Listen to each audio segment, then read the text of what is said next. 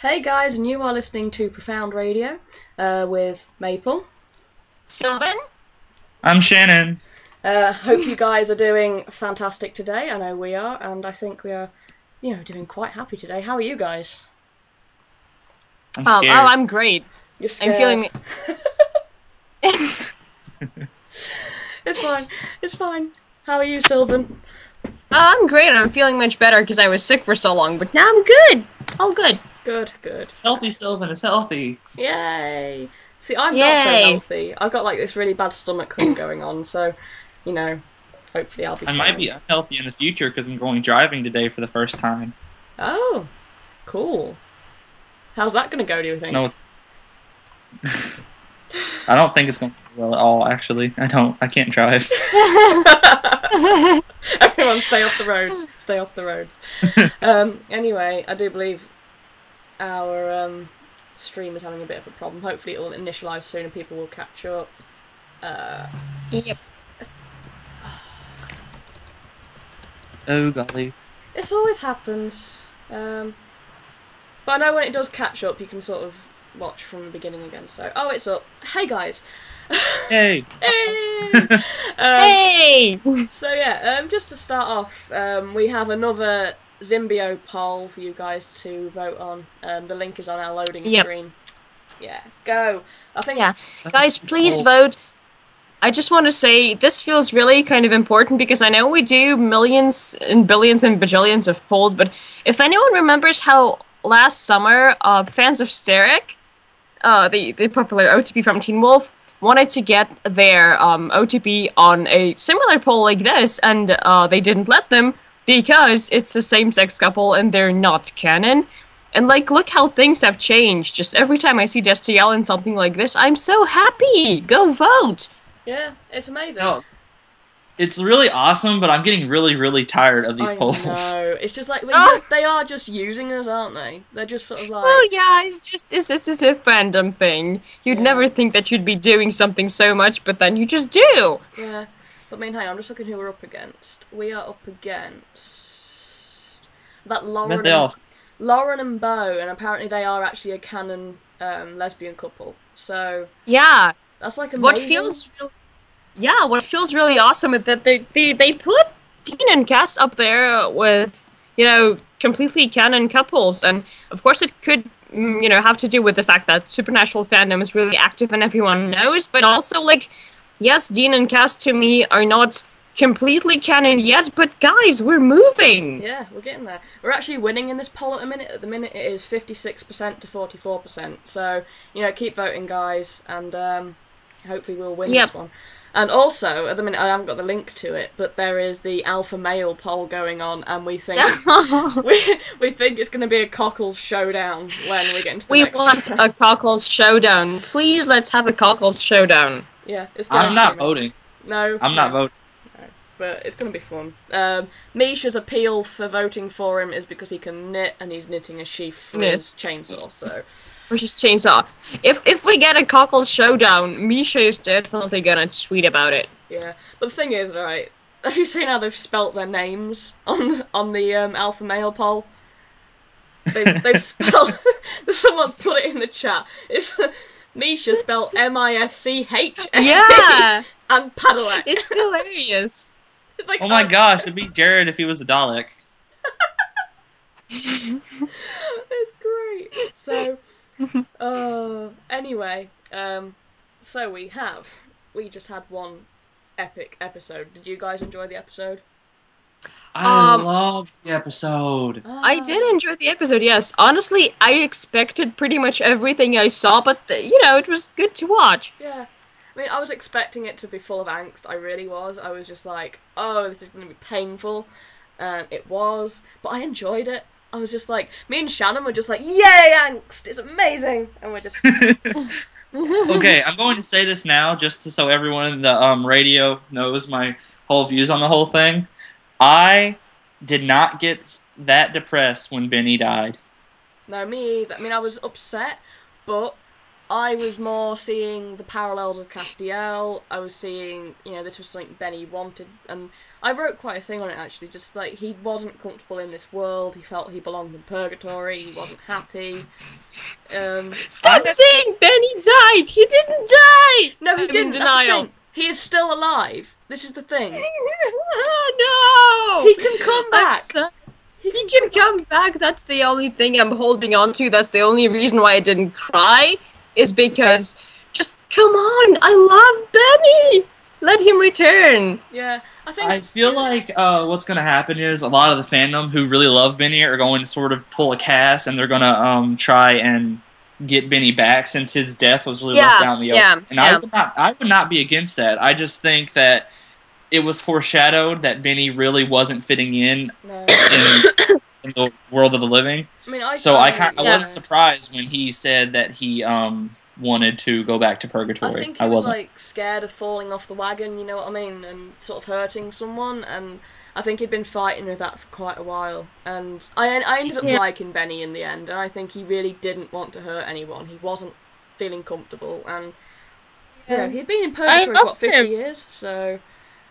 I loved him absolutely, because like Benny was the type of character that was really missing in the show, and it's still missing. It's the friendly monster character, the one who's kind of the odd one out. Because I don't mind the fact that the show is very human centric, but every time we get a character that kind of sticks around and isn't bad and is not human, it's so awesome. Yeah, I want to point out. Yeah. I want to point out that I really loved Benny. I really did. I mean, not only was he a really cool and different character, but I also was intensely attracted to his accent. Yeah, so I loved Benny as a character all around. But considering how he died and what he died for, I wasn't too depressed on his death. Even if he died, if he didn't die, then. I'm pretty sure they're going to end up bringing him back at some point for something. Let's put it another way around. He didn't die, he went back to purgatory. And yeah, kind of. Yeah, and I just think that opens it up a lot for him to come back, and I think he might come back. It is open to that. So, it's open for when they the accent. Yeah, the accent, yeah. And I just want to say, I love Shannon, Ty Olsson. don't you have... I love Ty Olsson. Oh, so God. I love him. He's like a big teddy bear with tattoos and muscle. Tweeted me on my birthday. Oh, that's great. Did you see he tweeted him and told him how much of a fan I was since he got on Supernatural, and he tweeted me back and said, "Thanks, brother," and I was like, "Oh my God." Can I just say, Andrea just said, "Why is everyone on Supernatural suicidal?" Can I just say they're on Supernatural? That's about it, really. But yeah, did you see Ty Olsson role-played with someone? Yes, I saw that. I was dying. I was like, funny. Stop! So remember when he read fanfic and gave people critique? Yeah, totally just read it and gave honest critique. It's great. I don't remember what he said. He was like, look, you gotta do something about it because, we're two alpha males and we're having sex like teenagers. It's like Richard Speight Jr., he's someone asked him about Sabriel. They're like, oh, do you know about Sabriel? And he's like, oh, yeah, I know who my character's shagging. And it's just that's amazing. And his tweet about, I love Sabriel, something like, our children will be tall and will have gorgeous long hair, something like that. He totally tweeted. He's amazing. Can I just ask Lauren to be quiet, because that's really depressing? Oh, no. Go away. Two of Dean's friends chose purgatory over him. Just, no. That's the problem, though, now, isn't it? Dean now has this in his head, that people would rather be in purgatory than be with him, and that's... Oh, Dean God, yes. So, he just needs to be quiet. It's not that they chose purgatory over him, it's just that, Cass did not believe he deserved to be saved by Dean, so he thinks he doesn't deserve to be in the presence of Dean. Yes. And, Benny just... liked purgatory. He liked the purity of it. Exactly. Yeah, but the thing is, Dean's got massive abandonment issues and massive trust issues, and these are the two biggest reasons about how he feels about all these things. It's not that Dean wouldn't understand it, that he already has, that condition inside his head. Yeah, it's... Ooh, what? I just thought of a good way that they could bring Gabriel back that would add a lot of mystery to the show and to Castiel and Metatron's arc. What? Okay. I'm listening. Okay, listen to this. You know how we've been speculating that maybe the Angel Tablet either recreates angels or brings them back to life? Yes. Yeah. What if Metatron decided he wanted to test that and try to bring back one of the Archangels, and that just happened to be Gabriel because he knew that if he tried to bring back Raphael, it would cause a lot of trouble? Yeah. Yeah. So you can't bring back Lucifer and Michael because they're in the cage. So it has Yeah, they're not and dead. if you brought back Gabriel, that would just cause a lot of trickster pawnage. Can you imagine them trying to sort of brainwash Gabriel into sort of being a normal angel again, and Gabriel's just like, no. He's just like, nope, get me a lollipop, bitches, I'm out. Where's my moose? Oh, gosh. Anyway, episode 19. You know, Castiel wasn't even in it, but we had, like, so much Destiel in that episode. I was just... Oh, yeah. Oh. See, it's really confirming everything I'm thinking about Destiel right now, and everything I'm thinking about what they're gonna do with Destiel, because look, they are putting so much narrative weight on how much they love each other. It's central to the main plot. Like, look at it. Yeah. Yeah. It's just the line of, you know, she sort of says, when Naomi's talking to Dean, and she just sort of goes, I know, and you see Dean's face, and you're just sort of like, there's that pause, and you're like, what? What do you know? And it's just like, oh, and you hope he will return to you, and I'm just like, just throw me off a cliff and leave me to die. Yeah. I wanted to scream at Naomi. Yeah, that's true. Can we just talk about how we're actually seeing Naomi like sort of branch out as a character? She's really sort of, there was a lot of, I felt like this episode sort of added a little bit of layer to her. Like when her talk with Dean, she's actually getting really desperate. She's trying to include them now instead of turning against them like she normally was. And her scene with Crowley. Her scene with Crowley when Sam got Bobby out of hell, I felt like there was a lot more to that whole bureaucrat thing than people are letting on. Everyone thinks it was but I really think that it showed that they have some kind of past and that Crowley is bitter towards them. Something. But the thing is, like, how offended she was when he called her a bureaucrat. Yeah. I was like, whoa. They have a massive past, and, like, clearly, to me, it read like, you know, I'm not a bureaucrat, I'm a warrior. Something like that. Yeah. And something, they were in some kind of battle or war together, probably against each other. Maybe it happened in Mesopotamia. And maybe him calling her a bureaucrat is, like, kind of jabbing at her biggest, I don't know, it's a very like, insecurity. Attack. It's a big personal attack, and he knows it. And that's like, how do you guys know each other?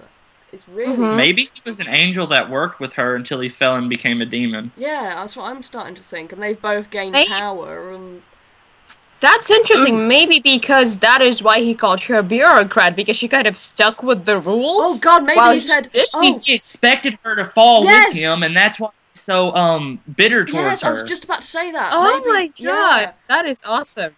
Oh wow, I'm gonna write fanfic. Yeah. God. And again... Oh, Jesus. I think she's... Feels everywhere. Yeah. Oh. And about what Naomi said in her dialogue with Dean, I feel that she's been forced to accept the fact that she can turn Cass towards Dean. So she's trying to go and put distance between Dean and Cass through doing this to Dean. Yeah. You know? Yeah. I have so many feelings now. But I don't know what to think about Naomi. I mean, did anyone else just want to flip every table in the room when she just totally lied to Dean's face? Like when she released Bobby's soul? I wanted to punch her. I was like, I want to stab you in every body part you have. I hate you. I can't stand it. I can't stand lying on TV. You know, when you know. Yell at the screen. Ah. I was like, you stupid bitch. You get out of that boat and you go away. Do not dare try and turn Dean against Cass, or I will end your stupid life. That was me. It was just... Oh my God, yeah, exactly. And I mean, it's like chocolate-covered shards of glass, because the fact that she's doing that means that, well, not only does she realize how much there is between Dean and Cass, it's also kind of the show telling you that, look, Cass is Dean's weakest spot. Like, I mean, next to Sam. But, like, emotionally, look at his freaking face when someone even hints that Cass doesn't love him back. It's like... Just Dean's face. Like, oh my god. It was just sort of like... And, like, that entire scene made me love Amanda Tapping even more because I felt such strong emotion of hatred towards her character. She really knows how to play a bitch. And I'm like, wow, Amanda Tapping, you get props for that. Yeah, it's like I said, she is an amazing actress and she's an amazing person. She's a really nice person. And everyone wants to like her character because they like her, but she's that amazing at her job that she has made you hate her character so much. Yeah, absolutely. And I mean, it's like... One of you guys. I want her to go to a con so I can go to one and be like, how does it feel to give me such mixed feelings about Naomi? Because I really don't know how to feel because you play her so evilly, but I love you so much. And then she's just going to be like, I have no idea what her personality is like, so I don't know how she would react to that, but yeah. Yeah. And I mean, look at the peculiar methods she uses to do this. Yeah. Because she doesn't even do anything like stereotypically villain-like with her behavior in that episode. Yeah. But yeah, like, okay, she lies, but she's all, you know, nice looking and stuff, but you're just looking at her and you're like, raw, I hate you! And so's Dean as well. Because of her eyes. It is. Her eyes are dead incredible. angel eyes when she talks. Like, they creep me out about her when I first saw her. Like, has such dead eyes. But also, she's so terrified, isn't she? It's like the wide eyes and how she holds herself, you can tell she's terrified. And it's just incredible. And I don't know. It makes me wonder who she's working for, because I think that Metatron's the one who did that whole bright light thing with Cass. And that means that she's probably not working with Metatron because that means Metatron wants the angel tablet to be kept away from her. So then I'm thinking she's working for someone who's not as affiliated with heaven as we thought. Think about it. That could be why no one's ever seen that part of heaven. Maybe it's not actually a part of heaven. Maybe she's some kind of rogue angel. I don't know. Yeah. I feel like this season has generally been hinting that there's kind of a third position in the power play. You know, like there's heaven and hell, and then there's the third, which is purgatory. Now, there's a heaven and hell with its, you know, figures such Crowley and Naomi, and then it feels like there's a third, maybe, somewhere. Maybe they're the one moving all the figures, maybe they'll be revealed somehow. I'm kind of hoping for that. Yeah. I don't know, someone is controlling Naomi, and I still don't know if Naomi is working with Crowley, like how they're linked. I thought they were working together. Maybe the whole thing with Bobby's soul was staged. That crossed my mind. It could be, because... Yeah? Oh, who's gonna go first? Hold on, guys. I'll be back in a second. Alright then. Yeah, okay. Yeah, you know what? It could be a possibility, because if you remember when, Cass was working with Crowley, they staged something too. Yeah. They staged something to make Sam and Dean think that they're not working together. Yeah. But on the other hand, like, we know right now that Naomi probably does want them to close the gates to hell. Yes. She probably does. Hi, Shannon. What? What's up? Okay, I've done a lot of contemplating. I've went on top of my mountain and I've meditated for this long and hard. Alright. Yeah? I'm thinking that Naomi has done a hostile takeover of heaven, and that Metatron is not affiliated with heaven or hell, but he's affiliated with God. And I think that God is going to end up becoming an ally to Sam and Dean, but he's severely weakened because he's not able to get to his throne at heaven because Naomi is keeping him from it. Yeah. Because think about it, I feel like she's changing heaven. I feel like there's a reason that she's not letting Cass see it. There's a reason, because it's so broken, and she's repairing it in her image. Shannon, yeah. Caleb says by mountain he means his dick.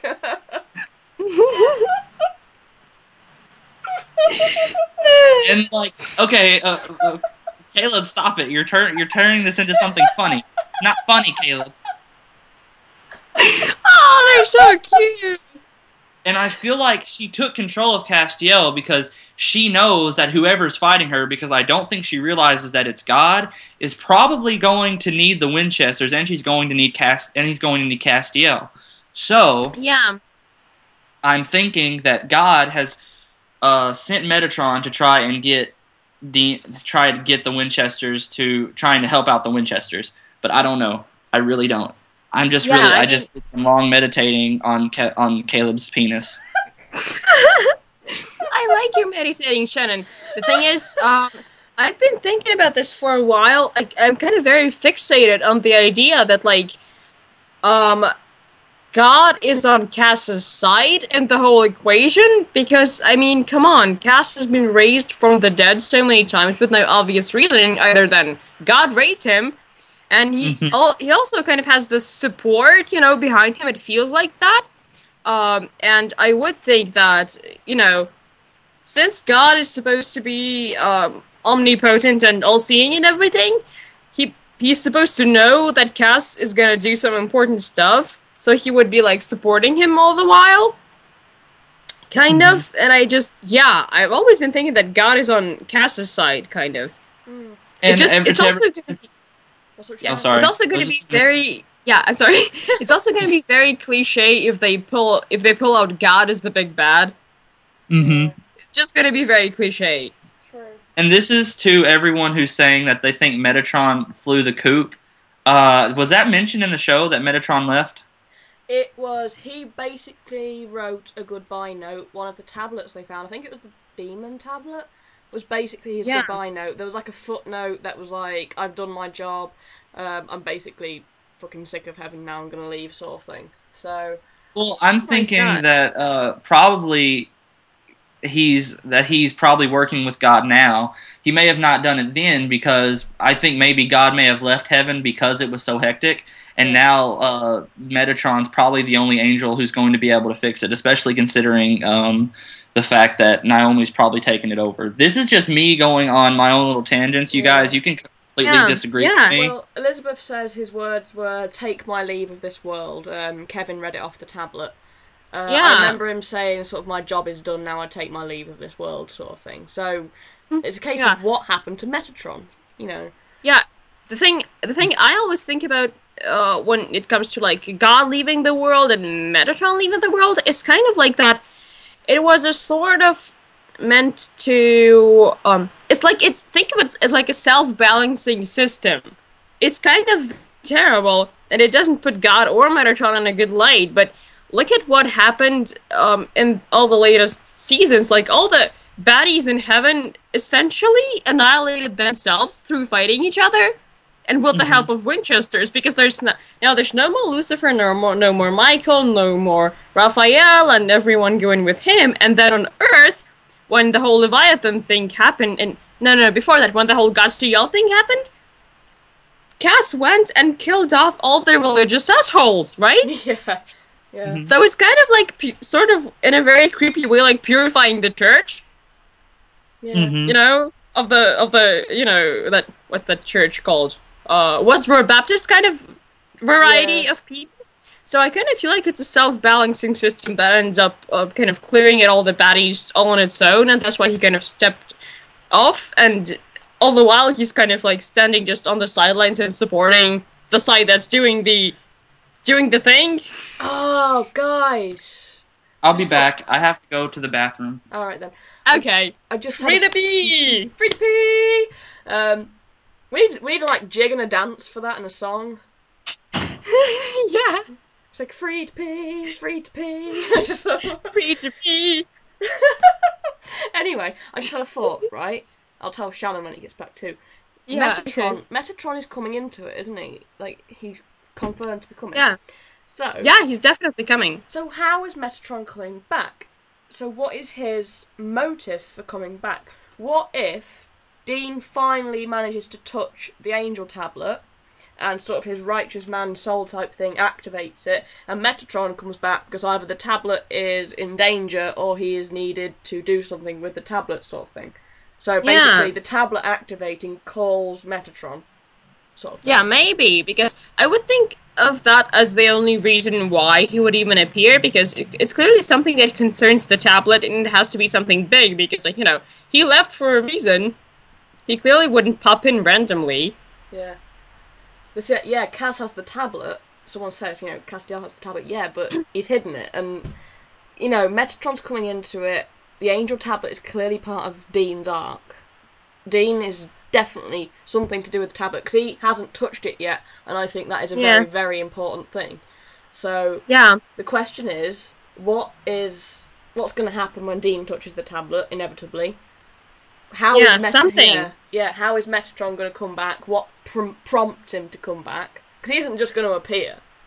Yeah, because, I mean, Kaz did say that, you know, he's supposed to protect the tablet from you. I think he clearly meant from Dean. Yeah, directly from you. Yeah. And he sounded surprised, so it's clearly something that came with the programming when he touched the tablet. Yeah. So, like, clearly it's not a personal reason, it's just, you know, something specific to Dean and to his connection with heaven. Yeah, because I'm still convinced that the bright light was basically the commands being sort of burned into Castiel's grace. Yeah. Sort of like, you are now the protector of this tablet, in case of emergency, call Metatron or something. So... Yeah, something like that, something similar to what happened with Kevin. Yeah. So, yeah. I just remembered Kevin running away from the moose. I will never forget that picture. It's because the weaving is a perfect way to escape a charging moose, and Kevin's just weaving side to side. Well, he's an advanced placement for a reason. Yeah.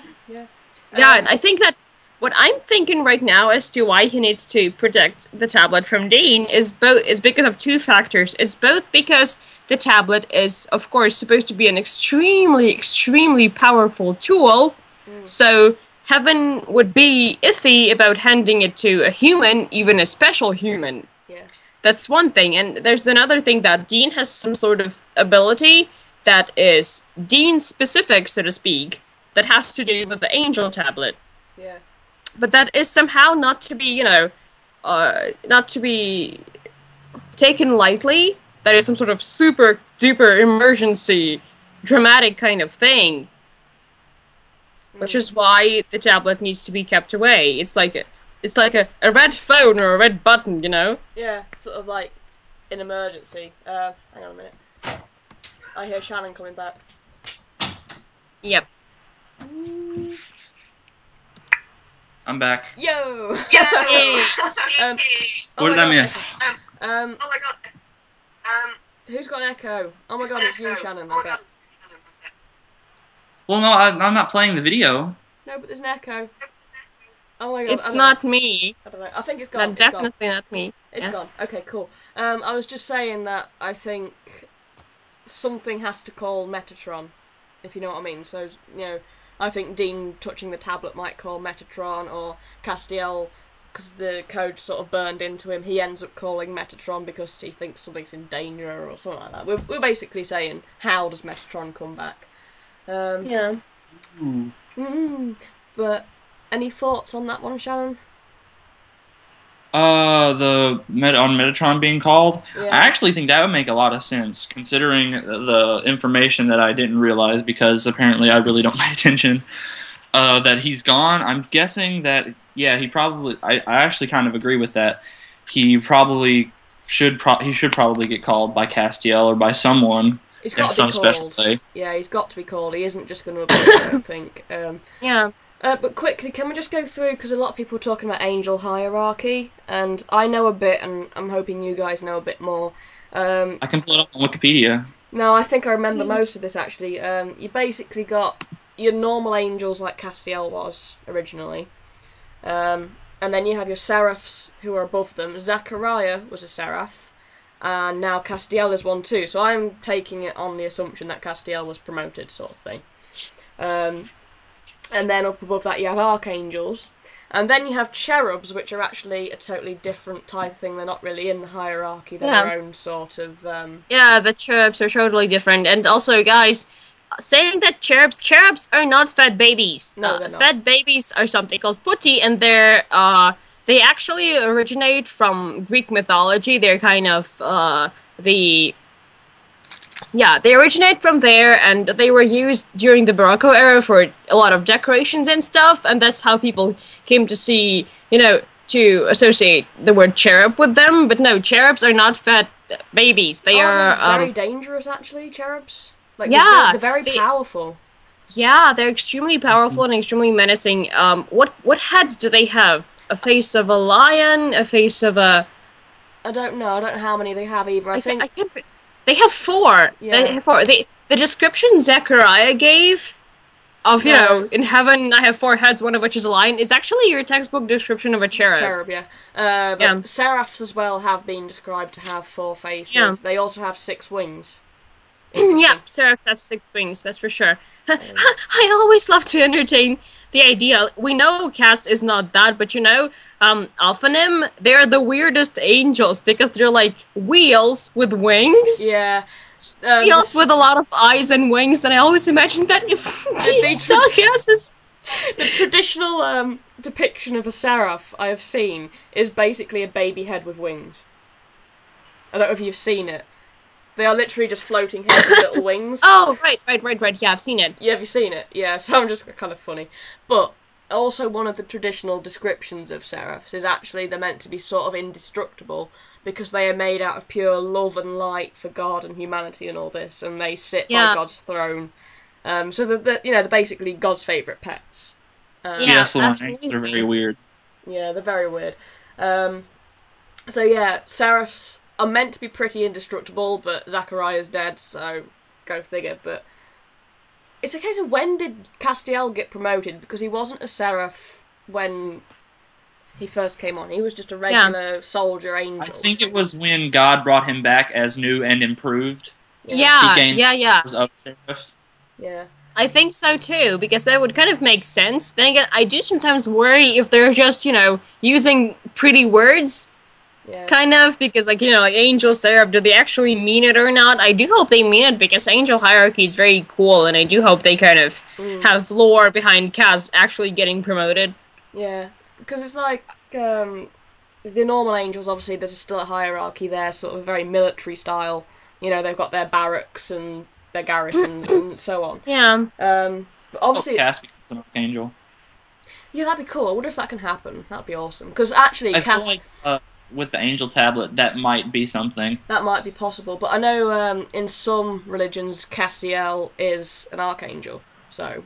Castiel, not Castiel, is an archangel in Kabbalah. Yeah. And I can't remember, do we actually have, canon, words from the creators or anything, because that Castiel was also based on Castiel? Because we know that he was based on Castiel, definitely. Because Angel of Thursday is Castiel. There was quite a lot of talk that it is just a manipulation of Castiel. Apparently Castiel doesn't really exist that much, if you know what I mean. He does exist in the Bible, but there's a mention. There's not much about him. While about Castiel, there's extensive lore that is really cool and really, really fits Cass. So I'm really hoping that, Castiel is, in play there, because Castiel is awesome, Yeah.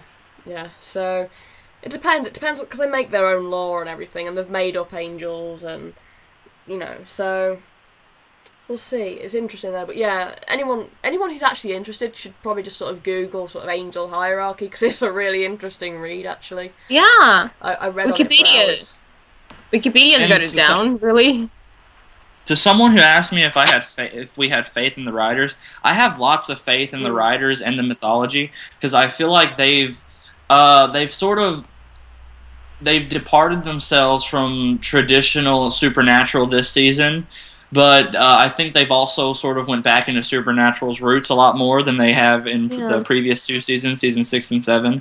The way I saw it, the writers for 6 and 7, they did so much in season 6 that they had nothing to do in season 7. Yeah. And really what season 7 did was it sort of opened up this entirely new mythology that Supernatural was going to get to explore, and it was going to allow them to bring in a bunch of new characters and to give them a really long sort of exposition and sort of a way to look back on things that we never got to see, which is also my way of explaining why they've chosen to kill off characters from the past season, because I feel like next season, in Season 10, they're going to be introducing a lot more characters, and they're going to be exploring a lot more of the mythology that they've built just with Season 8. Yeah, I think they're sort of going for a fresh start sort of thing. Yeah. And that's what they need, because Gamble really did sort of...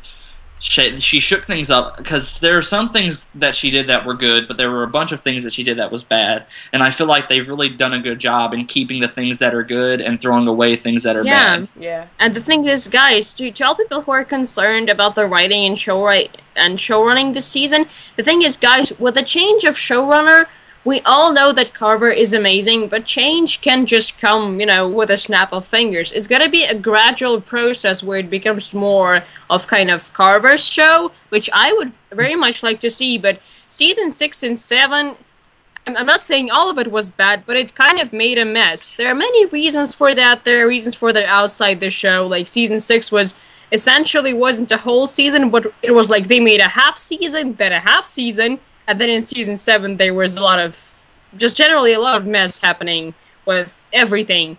And so after that, they can just that easily snap out of it and make the show amazing again. They're going to need time for that. And I think that considering the situation, they did a lot of good stuff this season. And I mean a lot. Yeah. They've done really well, I think. There's still a few writers I don't really trust. The writers of the last episode I'm a bit wary of, but... it's like we have writers like Robbie, we still have... all these other fantastic writers. So, and the thing is, that's something you've got to expect from all TV shows. You will not be able to find one TV show that does not have at least a few weak writers in it. Even shows that were considered really good had weak writers. You've got Buffy the Vampire Slayer, Charmed, even shows that come on now, like American Horror Story, and don't even get me started on Glee. No. Oh, Jesus. Yeah. So you've got to be able to pick and choose. You can have your favorite writers and you can have your writers that you don't like. And generally the fandom can all agree on writers that they don't like, but virus database they're still part of the writing staff, and you've still got to bear with it. And overall, I the think season's we better. have... Yeah, and I think this season we have a whole bunch of writers that we love and that we can trust and that wrote some really great episodes we all liked. Like, we actually have a really, really great lineup of writers for the next 4 episodes. What is it? It's Robbie, Edlund, Carver, and who else? We got Robbie, Edlund, Carver. Thompson. Yeah. Thompson, Edlund, Carver, and someone... Yeah, Robbie Dalton. Gosh, who's the 4th one? No, Carver is writing the finale. Glass? I think Adam Robbie. Glass? Is it Adam Glass? Yeah, Could Adam. be. Remember robbed him? Robbed him. Let me just have a look. I'll have a look. It was posted in the... Yeah, Yeah, it's Adam Glass. I remember. Oh my god, it's robbed him and Carver Edlund. Yeah, it's really, really crazy. Oh, it was posted not long ago, but I don't know where it is. Anyway... I just want to quickly go on. We had an anonymous asked us... Now people are saying Dab and not Glass. I can't remember. I can't remember. Yeah. Somebody anyway, guys... Yeah, hang on, I'll have a look. Yeah, carry on. I'll have a look. It's fun. Yeah, anyway, it looks really good in terms of, like, the lineup of writers. Come on, you know that Carver and Edlund did do amazing episodes, and you know that Robbie's episode is going to be amazing, because, come on, it's Charlie, and it's video games, and Robbie is writing it, it's going to be good. Yeah, it's Dab. I'm wrong, guys, I'm sorry. It's Dab, is it? Cool. Yeah, it's Dab.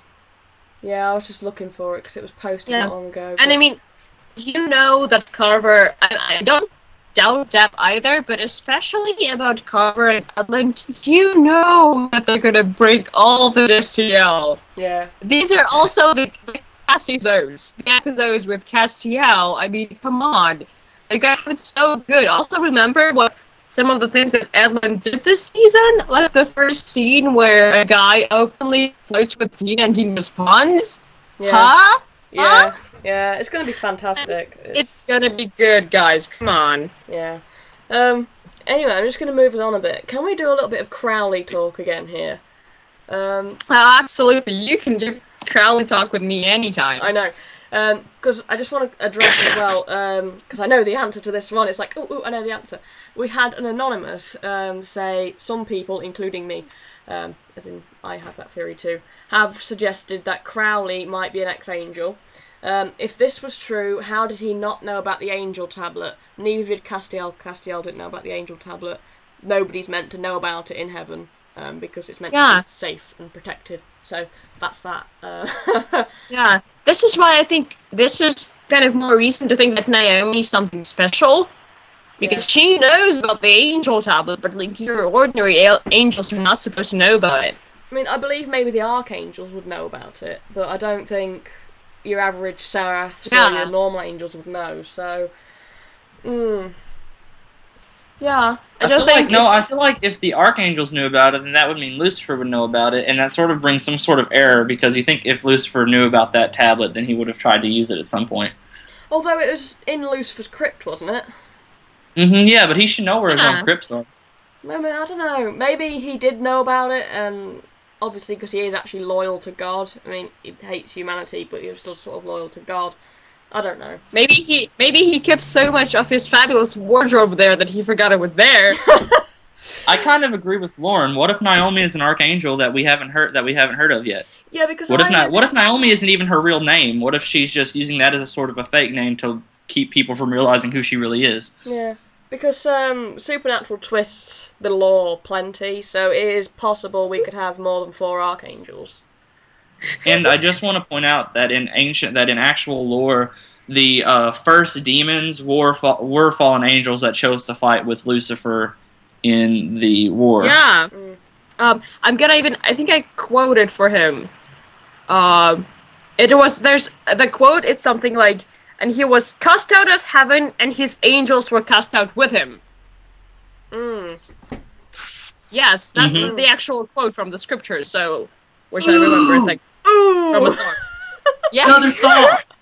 What if Crowley and Naomi were like angelic partners, but then Crowley chose to fight with Lucifer, and then Naomi chose to stay in heaven, and that's why he calls her a bureaucrat, because she chose to stay with the tyrannical government of heaven. Yes, that's what I think. That's what I'm starting to think happened. That's why I think we already said it in this broadcast that it looks a lot like that. That's why he called her a bureaucrat. Yeah, that's what I'm gunning for.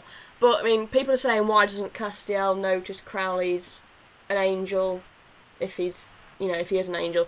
And I sort of think maybe Crowley's sort of been tortured beyond belief, sort of thing. I think he is an angel that has become a demon, sort of thing. It could be. Sort of tarnished grace type thing, but he still has a lot of his angelic powers, and I think that's sort of... And I mean, Knights of Hell are a thing, and Knights of Hell look exactly like demons. I mean, if you remember Abaddon, she looked exactly like a demon with some special powers, but she was a demon, black eyes and all. Yeah. And I feel like the reason the demon knife didn't kill her was because maybe the demon knife was only meant to kill human souls that had been corrupted into demon souls. And you guys have got to think, for people who are saying, why didn't Cass recognize Crowley as an angel? A soul that has been corrupted and turned into a demon probably looks a grace probably looks completely different from what Castiel is used to. So maybe Castiel is just seeing a demon. He's not, and he doesn't really think anything of it because he's not used to seeing something like that. I don't know. And as well, people are saying like Crowley doesn't need permission to enter a vessel, but Lucifer is still a full angel technically. Like, he's not a demon, he is still an angel. He hasn't been tortured because he's done the torturing. If Crowley was an angel who became a demon, maybe Crowley fell, became human, then became a demon, or something of the sort, then if he's like a demon, he doesn't need permission to possess a soul. So he doesn't follow angel laws anymore. Yeah, I mean, now... Lauren brought up another good point. Maybe he can hide his true face. Yeah, exactly. Yeah, that. And also, I mean, we now pretty much officially know that the whole Fergus thing was bullshit. Yeah, exactly. That's Mark what I always said. Mark pretty much said so on Twitter, so, like, yeah, duh. It's like, I've always said that, and can I just bring up a good point as well that I just had to mention?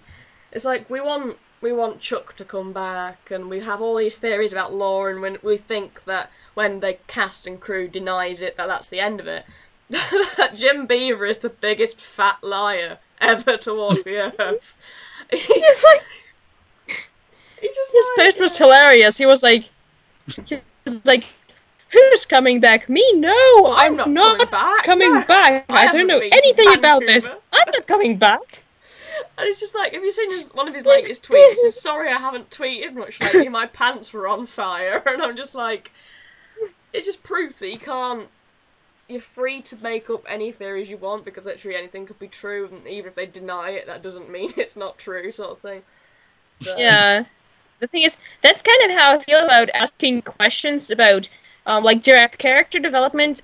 Especially, I just want to bring this up a little. Guys, I know we're all concerned about Destiel becoming canon, whether we're being baited, whether it will happen or not. But right now, we can ask them 100,000 times, and all they will do is come up with their best version of we can say right now. Because if they make it canon, they're never gonna tell you. They're not gonna tell you. They're never gonna tell you. Like, seriously, no one's gonna say so. No, it's not even gonna be in the promos. It is just gonna suddenly hit you in the face at the end of an episode. It's not gonna be anywhere. They're gonna try and hit you with it as hard as they can. I mean, as I said in one of my meta, it's like saying, it's like you're planning to drop water balloons on people.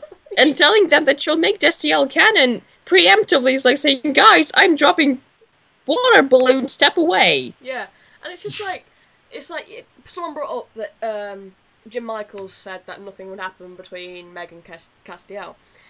So yeah. I just had the thought, if Jim Michaels now says nothing will happen between Dean and Cass, I'm just going to be sat there like, oh yeah, it's going to happen. Yeah. I actually think that he said no, not because nothing was gonna happen, but more because, you know, it was there for one episode and Meg died. Yeah. So, like, no, it's just not like an actual kind of thing, let alone anything like Endgame. You know, it's just...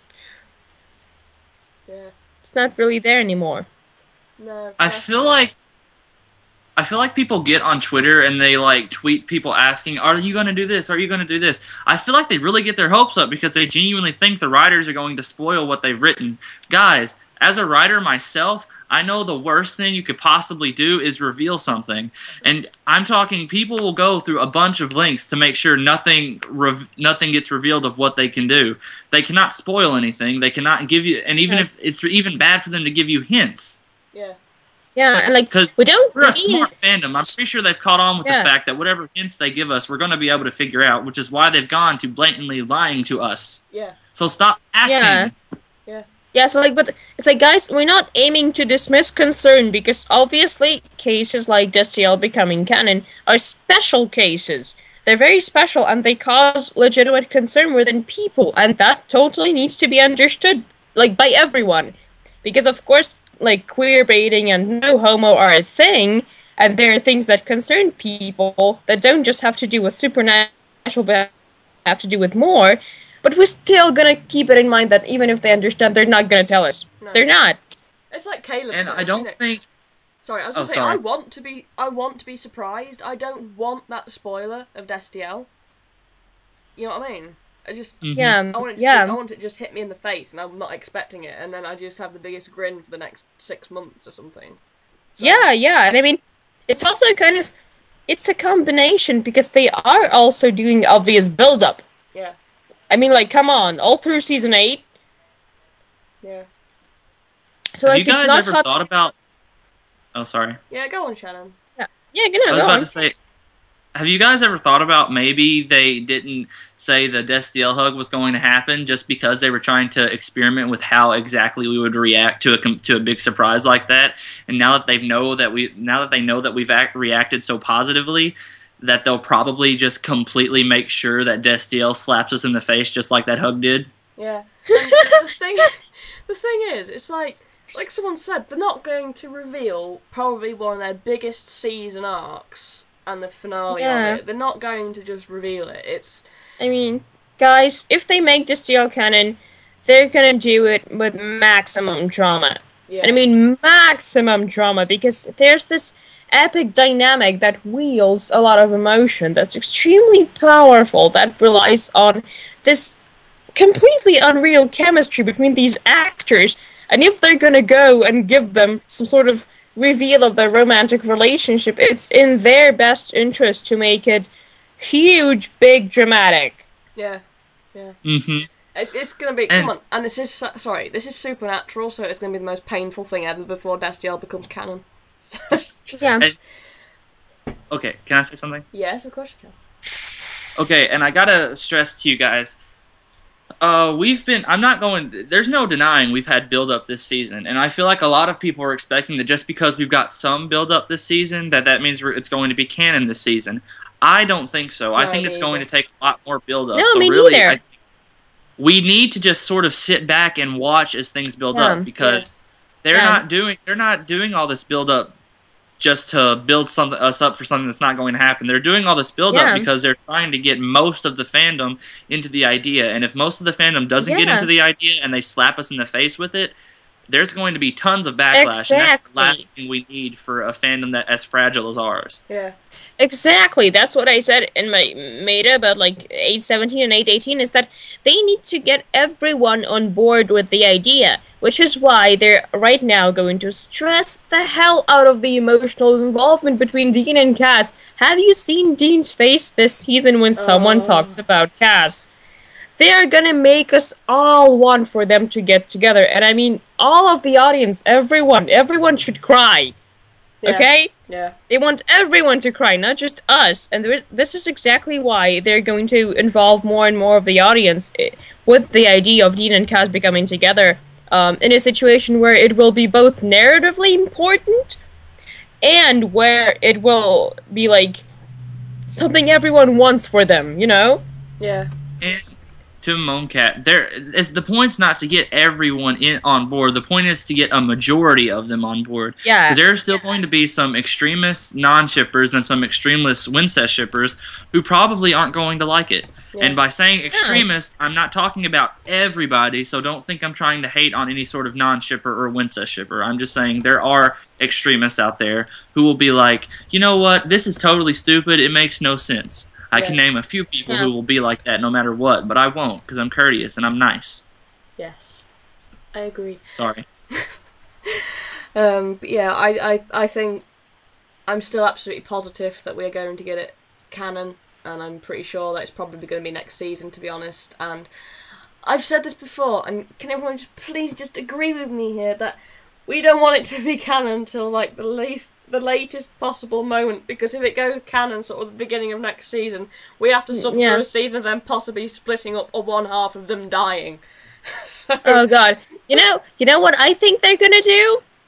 Is that they're gonna bring them together, then they're gonna rip them apart, we're all gonna cry, and then maybe at the end they're gonna bring them together again. Yeah. But I sort of want them just to be. I just want them to be together at the end of it all. I want them to be together. So I don't want them to be. I don't want them to come together until the latest possible time, because it's just gonna hurt otherwise. Yeah. What would you guys say to if they use sort of Dean's breakup with Cass as a sort of way for him to, as sort of a way for them to show Dean's bisexuality? Like maybe he ends up breaking up with Cass and he falls in love with a female character, but then in the end he ends up breaking it off with a female character because he still loves Cass. That way it could show that Dean isn't completely gay, and that it also keeps to the fact that he's bisexual, so it keeps to his character, you know?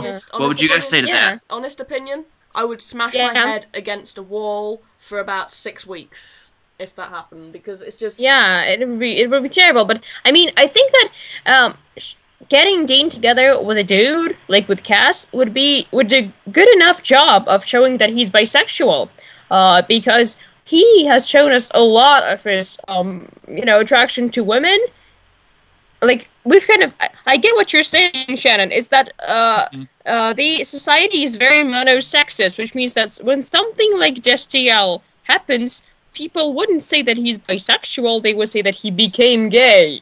Yeah. I totally get that, but I do think they could find a way to do that in something less painful. Yeah, I think I'd be more comfortable with, say, Dean eyeing up women and stuff like that, than maybe Cass giving him a clip round the ear, all sort of thing.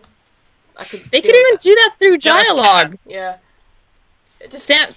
Sam could, like, ask Dean that, like, you know, so, are you not into women anymore? And Dean would say something like, no, I'm still into women, just, you know, I love Cass and stuff. Yeah, I mean, just because he's in love with Cass doesn't, you know, mean anything about his sexuality, really, sort of thing. It doesn't mean he's gay, so... It's sort of just me sprouting out thoughts, because it's like, there are some viewers in this show, some people who watch the show, like, I know there's some people here in this state that I'm living in now who watch this show, that if we wanted them to accept that Dean was bisexual, then we would need a blatant sort of one episode he's with a guy, then one episode he's with a girl, and then sort of just realizing, oh, he likes both. Yeah, the thing is, that's like kind of not taking... Yeah. I don't know, you go. No, go ahead, it's fine. That is sort of like not taking into consideration the social environment that we're in, because the social environment that we're in tends to heterosexualize. And, like, we have seen a lot of Dean's attraction to women. That's kind of an undeniable fact. But, like, people watching the show, if they got, Dean to get with a guy one episode and then get with girls again, would be more likely to write that off as some sort of, mishap. Then it's a legitimate part of his sexuality. It really just depends on who he ends up with in-game, in my opinion. But, like, I definitely it does. see what you're saying. The only reason I wouldn't really have a problem with Dean sleeping with another, like in Shannon's sort of theory, like the idea of them getting together, then splitting up, and Dean, I didn't like the falling in love bit with a woman. I could easily see Dean maybe having several one-night stands with women before deciding, shit, I screwed with Cass, I need to fix this. Yeah, that was. But I think I could see Dean splitting up, thinking, oh, that's it, I've screwed this up, I'm just going to go sleep with all these women, then he's going to be like, oh, but I need Cass, and then make back up with Cass again. I could see that happening quite easily. Yeah, and as Celestine saying in the chat, we had 6 seasons of Dean getting with women. You know, this is why I kind of have, like, an aggressive reaction to people saying that Dean getting physical with Cass in the show would be too much, because, like, no, this show has shoved enough heterosexual sex in my face. Yeah. I absolutely do not care if the casual audience does not want to see guys kissing. If you don't want to see guys kissing, I hope you puke when they show Dean and Cass, okay? But I have to agree with Gemma in the chat. I really want to see Dean just sort of get it on with a man. I mean, I don't even care if it's Cass or not. I just want to see him snog a dude, you know what I mean? I just really want to see it. Oh, same. I mean, again, I don't really kind of care about Dean's one-night stands in the sense that, like, if it gets in the way of my ship or anything, because, like, they're one-night stands. As someone who sees sex as kind of casual entertainment, I don't, it's fine. It's just, I would much rather see Dean with a dude. Actually, Dean getting with a dude would be huge. Come on. I'd love it. That'd be hot. That'd be really great. Yeah. Anyway, I'm just going to sort of move on because we are sort of getting an hour in and I have some interesting questions to cover. So just sort of wrapping up with episode 819, we sort of covered a few things, but can we just sort of quickly go on to the Benny and Cass parallels again? Because I was just sat there thinking, this is one giant parallel. I mean, how is this affecting Dean, really? That, obviously these two people are so suicidal, and he had to... I really hope it isn't some sort of foreshadowing that Dean had to help Benny die, basically, because Benny was sort of suicidal. Now, Cass is suicidal, and we know he's probably going to fall, so I'm just sort of like... I really... oh, no. Yeah. I mean... Sacrifice of Castiel's life. Yeah, I think it is. I think it's sacrificing his grace, and I think Dean might have something to do with that. I think Cass is going to need someone to rip it out for him. I actually think this is almost too obvious, and I think that they are gonna try and pull something unexpected out, because, I mean, like when we were talking about Goodbye Stranger, and everyone was afraid that Stranger's Cass, the stranger actually turned out to be Meg. Yeah. And about the parallel, the only thing I can say for sure is that it's triggering the hell out of Dean's abandonment issues. Oh, it is. Oh, and it's triggering... the hell out of his self-worth and self-esteem issues, and that's terrible because he was like just getting to be a little bit better with that. Yeah, I feel so bad for him. So I actually have a kind of a cool theory about what they could do. Like maybe they could, maybe Cass could get his grace taken out at the end of the season, and then we sort of have what we did, and we sort of jump a few months later when we get to season 9, and Cass is sort of turned into, he's sort of assimilated into how a human should be, but you can still tell that he's sort of purposeless without his grace because he spent so much time feeling that that's what made him who he was. So maybe in season 9, it's going to be a quest to regain his grace. Yeah. His sort of arc. Yeah, what if someone steals it? I've even said that already, that the only thing I would personally like the idea of Cass reaping out his grace is that if he becomes like Anna, and then in season 9 he has to go and search for it, because it would give Cass a storyline while also not really detaching him from the Winchesters, because they're definitely going to be doing stuff together. Because they're definitely going to be using their dynamic, but it also explains, Cass being irregular and all that. And, about skipping a few months, the thing is, they are now already filming the first episode. I mean, I think they're already done. Yeah, season 9. It runs straight on from season 8. They're filming the beginning of season 9 together with the finale of season 8, which means that it's a legitimate, it's a legitimate sequence, because they're not gonna go and recreate everything again. And can I just say how fucking horrible this is going to be? Because we're gonna finish season 8 and we're gonna know it carries straight on. So it's gonna be a massive cliffhanger, isn't it? It's gonna be right smack in the middle of a storyline, and we're just gonna have to wait for the next season.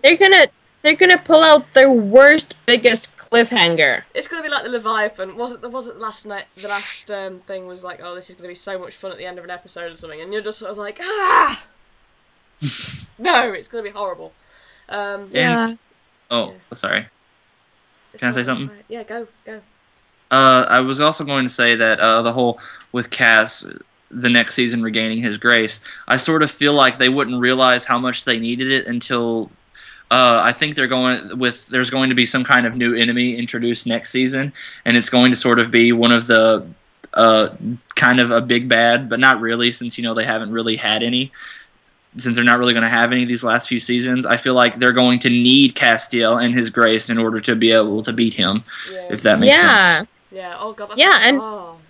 Which is why I really, really don't want Cass to turn permanently human or to completely lose his grace or anything, and I don't think they're gonna do it, because, again, when they have Cass, the big bad can be bigger and better.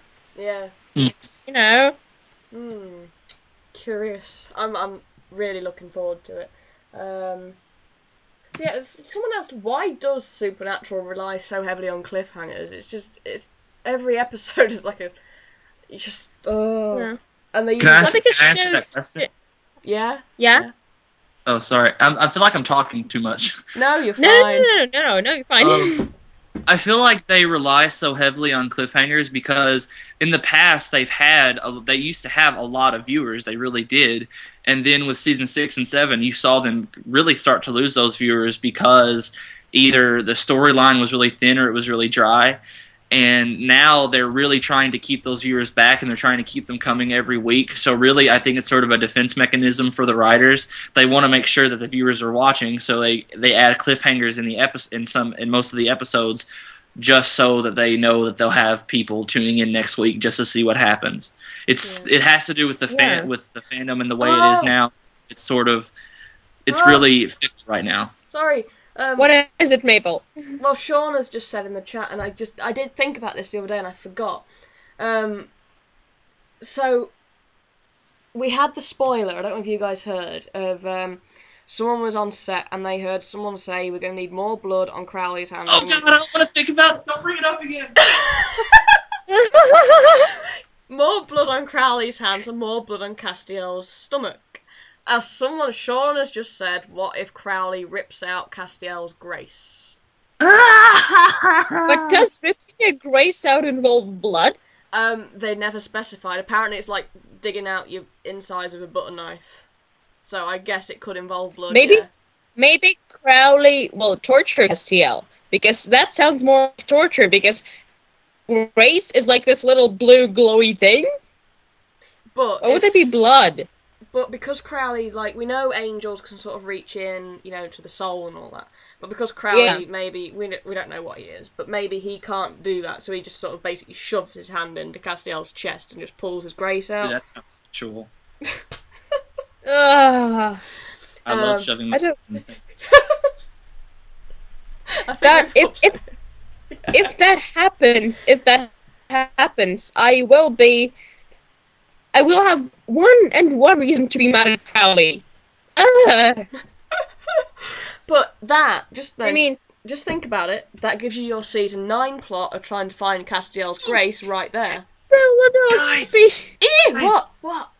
Elizabeth brought up something. If he rips it out of Castiel, then it's not a choice. But listen to this. Right. What if Crowley has got Sam and Dean and he's got them down? Or maybe Crowley no, wait, completely disregard that second part. What if he's got Sam and Dean, or maybe he's just got Dean and he's threatening to kill Dean, and he makes Castiel decide either he can lose his grace because I feel like Crowley's going to find some use for it, or he kills Dean. And I think Castiel's going to end up choosing to fall for Dean. So Crowley's going to rip out Castiel's grace and save Dean. And that's going to lead to season 9 and them trying to regain Castiel's grace from Crowley. Exactly, that's what I was going to say. There's your season 9 plot right there, because you have Crowley possibly using angel grace as power. He'll be using to Lauren to get Castiel's grace, because I feel like Crowley is going to need it for something. Yeah. So he's going to pin Dean down. He's going to say, "I'm going to kill Dean if you do not give me your grace," because Naomi knows of the weakness. Maybe. Obviously, Crowley will. So maybe Crowley would need Castiel's grace to work with the Angel Tablet. Yeah. Yes. Because he's looking for it too. Yeah. And Castiel has a special connection with it. Yeah. And yeah. That makes so much sense! I'm so proud of us! We're so clever! We should be fucking writing Supernatural. Someone get in touch with the powers that be. This is amazing. And then, right, now imagine this, right? Because we want to keep Misha as a regular, obviously. Yeah. So, Crowley has it in season 9, and he is using the power of the grace to do various things, evil things. He has no moral compass. And because he's using it, it starts losing power, sort of thing. So when Castiel finally gets it back, he's sort of a depowered angel type thing. Like, he's still a bit of an angel, but he's not totally an angel. So he can still hang around because he isn't too powerful, but he's still an angel. Yeah. Yes, I would love that. Because I don't want a completely human cast as Endgame, and I don't think they would do it. Yeah. I think they would put a more twist to it. We should write fan fiction, us three, shouldn't we? Elizabeth makes me laugh because she really hates RL and Buckner, and she's like, "Elizabeth, I love you. You make me laugh just because you're constantly berating them, and it makes me laugh." Caleb says he needs the grace to become an angel again, so he won't be locked behind the gate of hell. I don't know. I don't know if you can use someone else's grace because it is sort of their essence, isn't it? Yeah, I don't think he can use Castiel's grace or anything, like in that way. Someone said, Maria said, maybe the angel tablet also requires trials and ripping angel's grace out is one of them. No! Don't say that. Yeah, don't say he doesn't approve. Gemma has a good point. Gemma has a good point. Maybe Crowley wants to be king of heaven as well. Yeah. What do you think about Crowley getting pissed in the latest episode and saying, "I am forever"? Do you think it's kind of I have sort of a bit of power kink, so I was like, "Oh boy, you are forever. You can be my forever." It's just. and I mean, oh god, and I mean, it's just like. I felt like it was something special. Oh my god, yes? No. Lauren just said, what if Dean does the trials and he has to rip it out of Cass? No! Shut up! No! Fuck off! Go to your corner! Fuck you! No! Oh god, no. I don't think that makes much sense though. It's like, to close the gates of hell, can you rip the grace out of an No, angel? Heaven trials. Maybe you need the power of grace to close the gates of hell. No, I'm not. Dean will be doing the heaven trials. So we're saying, what if one of the heaven trials is to rip out an angel's grace and use it for something? Dean wouldn't do that to Cass. If Cass was the only choice, Dean just wouldn't do it. No, he would pick down another angel and do it. Yeah, firstly, he would do it, and secondly, it still doesn't make too much sense, because, like, okay, look, if Metatron and God set up those trials, what kind of a trial is that? I would like you to give one of my beloved children a colonoscopy? Oh my god. Anyway, I'm sort of going to move on now, because, after that, I just want to bring up something interesting. I've seen it around quite a bit on Tumblr. Obviously, Sam went to Purgatory and Hell. And can we just talk about the giant plot holes, for one, and also a lot of people were saying they were really offended as Dean girls, because obviously Sam seemed to take Purgatory so well, and he just sort of waltzed through it, and then he sort of waltzed into Hell and did fine there, and we saw Dean fighting through that for a long time, so... Is it sort of preferential Sam treatment, or is it just one massive... Can I say it? Yeah, go on. Yeah. Okay, guys, this is something you've got to realize. When Dean was teleported into Purgatory, he was teleported into Purgatory with absolutely no idea how the place looked. He had no idea what to expect, and he was dropped in a completely random place, in a completely random area.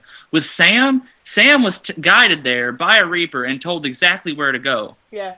He knew what to do, he knew how to get out, and he knew that everything would be okay, because, come on, he really didn't even have that much to do. It was different with Dean. Dean had no idea how to get out. He had no idea if anyone was ever going to get him out. He was completely and utterly lost there. Sam wasn't lost. Sam had a purpose, and Sam knew where to go. They had two completely different situations. Yes, thank you. Yeah, and then Benny guided him. Yeah, so... Yeah. Can I just point out one fact that made me laugh a lot when I watched? It's how Sam randomly found the Purgatory weapon on the ground. Yeah. Do they have a failure out there? Does anyone walk around there with a basket and throws Purgatory weapons out of the ground for them to find? It's like, okay, I am now convinced that it's all a big, godly MMORPG. Come on, you get there through a portal. There's weapons lying on the ground. I think it was the thing that Sam killed, like it flew off. Yeah, he dropped it, I think. Yeah. But that's what I picked up from sense. Okay, he killed the mob, he dropped some loot. He picked it up. Yeah, basically. Where are the gold coins and the experience points? Level up! Woo! Yeah. when he gets to Hell looks like it's Diablo 3, guys. It's a dungeon. Okay, and just like... But can and Sam left the door to Hell open. Yeah. Now that, can I mention that? Because that was focused on a lot. That was. The leaving of the door open. There was an extra shot just to show the door had been left open. So I was like, ooh, what's going to come out of Hell into Purgatory? Purgatory and Hell are going to combine together to create Purga-Hell. Purga-Hell! Woo! Purga-Hell! Oh, God. Dungeons and Demons, exactly! Yeah, exactly. But it's just like, can someone explain to me the Hell door plot hole? I mean... there's one explanation I can think for it, and it's that, the idea of the queue, I loved Crowley's Hell. I wish they left it like that. Yeah, I still believe that was a sort of selling point to Castiel. Yeah, sort of. maybe, but imagine Sam walking into there and dramatically searching for Bobby and the queue. Just dragging him out of the queue, like, come on, Bobby, we're getting out of there. Just like... and then finding out that Bobby wasn't tortured at all, just really bored. And then they have this really, really dramatic, sequence of running from demons through offices. Picking up those, what are those little knife things called, or thumbtacks as weapons, I don't know. Everyone to me, I will, burn your agenda for next week. Jesus Christ, I just think they did. Huh? Sorry. Oh, yeah, I was just going to say... Oh God, here you go. We've crashed. Shannon, go! I was actually going to say that I think that maybe both parts of hell could exist. I don't think that everyone who ever died was in that line. I honestly feel like there are different parts to Crowley's hell. Like, maybe there are some people who felt like hell was waiting in line for eternity, but then there are some people who felt like the more traditional hell would be 10 times more scary. Because, I mean, come on, I would be really disappointed if I went down to hell and all I was doing was waiting in line. You know what I do? I talk to people. I like talking to people. What if, though, like, the one that Sam went to was basically the really, like, where the people Crowley really hated went to, because, like, Crowley really has a thing against Bobby, right? I know we ship Crobby, and let's just, you know, remember the fact that Bobby's door was open, and Crowley knows his soul anywhere, and don't get me started. Yeah, I was like, oh my god, this just... I'm the only one who ship Crobby. I ship it so bad, but yeah, I'm sorry for the audio, everyone. My internet's down a little bit. But yeah, I think sort of that part of hell is where the people Crowley really hates goes to, like the big threats to him, people who have really pissed him off, sort of thing. So people who sold his soul. Just all the people he's ever had to deal with. Yeah, sold his soul and everything like that. Yeah. So. And I think that maybe the thing is, like, although now that I think of it, it does make too much sense, but maybe when Crowley kind of remade hell, he didn't relocate all the souls to the new hell. But wait, now that I think of it, it just makes sense because Bobby died later. Yeah. So yeah. Yeah, I don't know. Oh, I don't know. So yeah. Oh, and can we go on to what happened with Kevin? Because I have my theory that it was Naomi who was messing with Kevin's head. And, you know, he had a massive freak out because Naomi was screwing. I don't think Crowley found him. I'm almost positive Crowley didn't find him because the boat was still intact. The windows were back intact again. Remember, the windows blew out. Yeah. And then they were back intact. Yeah. And the windows blew out because in this hallucination they're trying to make it look like Crowley's blown them out so there's no more defences anymore. But, yeah. And I definitely think so. Yeah. And I mean, we were specifically shown Crowley in his office shouting because they couldn't find Kevin. Yeah. And Kevin hallucinated his voice for the first time before that happened. Yeah, exactly. So, like, if they can get inside his head, how come he can find him? That makes no sense. Yeah. And, I mean, the boat was totally tidy. The light was switched off when it was switched on when we last saw it. You know, it's like Kevin left of his own accord sort of thing. There was no sign of a struggle. And we have to remember the boat was warded against demons, but it was not warded against angels. Against angels, exactly, exactly. Which is one massive Destiel point right there. Oh, yes. Oh, and Naomi... I mean, come on. God. There's exactly one angel Dean Winchester would like to see. Or would even, you know, like to talk to. And that exactly one angel is Castiel. It's very obvious that if it's something's not worded against angels, it's for Cass. Yes? Oh, I was just wanting to bring up another plot point that people were asking about. Why they never let Kevin into the Men of Letters bunker. Okay, my mom actually helped me out with this one. This is completely coming from my mom. I have not went back to watch the episode, so if I'm wrong, blame my mom. But didn't Henry make Sam and Dean promise they would never let anyone else in the bunker and it would only be for them? I don't know. I didn't watch the episode yet because I hadn't had time, so I don't know. Oh, because my mom said that that the reason they didn't let Kevin in was because Sam and Dean made a promise to Henry they wouldn't let anyone else in there because there's always a chance that someone could reveal where it is. Sam and Dean would never do that because that's where their base is and that's where all their stuff is. So I'm just saying, people who are doing, and I mean, please go Yeah. I think so too. It would make sense, and it's not that they don't trust Kevin. It's like that would be a weak spot for everyone because Kevin knowing everything about the bunker would also put Kevin in more danger when he's already in a lot of danger because of being a prophet and whatnot. And you know, anyone and everyone has a chance of getting kidnapped and tortured. Yeah. Oh, apparently Kevin wants to be on the houseboat as well. Iris said because Kevin wants to be on the houseboat, which I sort of believe. I don't think Kevin would actually feel safe in the bunker, to be honest. Yeah. He had a proper psychotic break. I don't think he would want to be in the bunker, to be honest. I mean, if you were like losing your mind and you thought someone was coming to get for you, you wouldn't want to be underground in a locked enclosure sort of thing. yeah, I don't know. But it's just... Yeah. Oh, no, I was just saying something. Go ahead. Yeah, I was just going to say that in Remember the Titans, they did take people into the bunker, so... Yeah, remember, this is from my mom, just saying. But yeah, can I just say, if my theory is right about Naomi messing with Kevin's head, that Mrs. Tran is still alive and Crowley hasn't killed her, which is fantastic. Yes, absolutely. And I mean, I don't think that we would be, if they meant to show that actually happened, I don't think they wouldn't show anything, any of it. They love showing Crowley torturing people, come on. Yeah, and it's just, someone said as well that Kevin is sort of like a high priority, going back to why he hasn't been to the Men of Letters bunker, he is a high priority person, everyone is looking for him. I think if they tried to move Kevin, it would be nearly impossible without, say, the help of Castiel, who is also on... Because they would have to basically teleport him directly from the boat to the bunker, otherwise he would be detected in the time it took them to move him.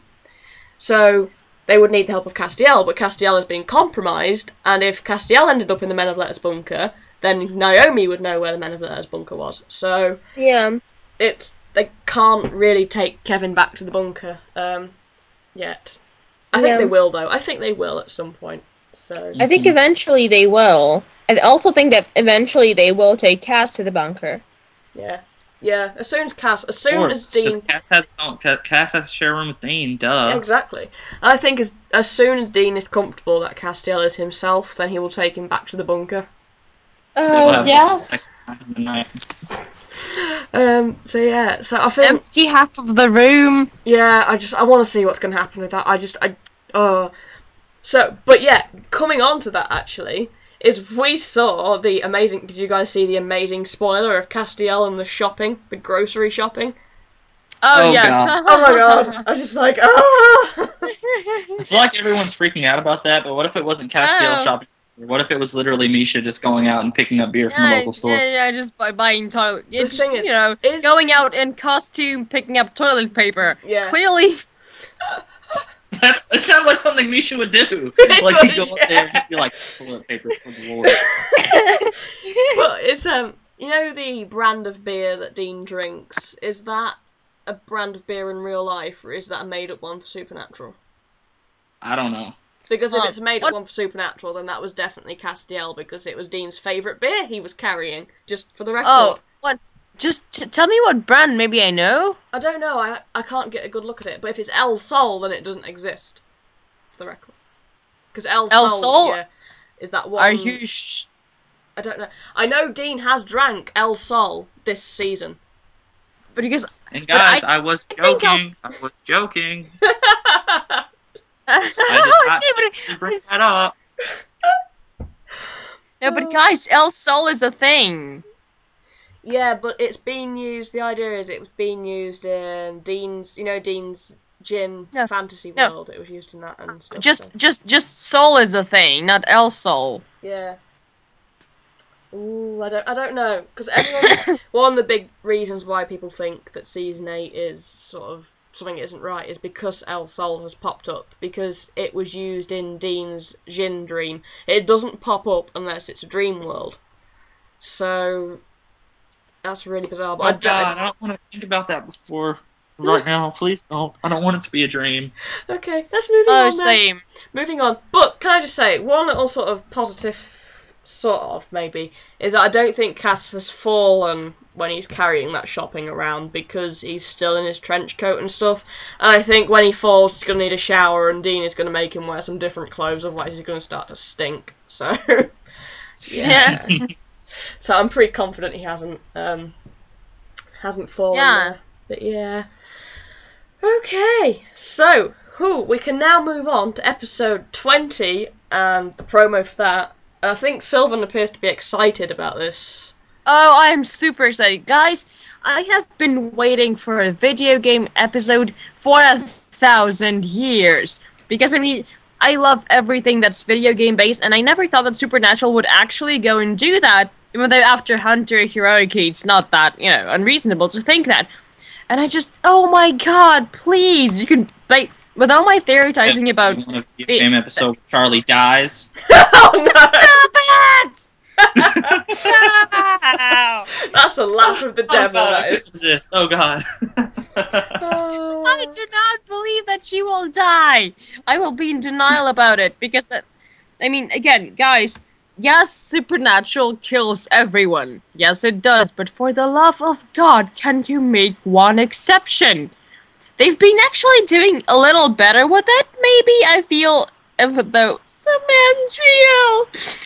Thank you, But Ellen. Game over, kiddo. Come on, guys. What?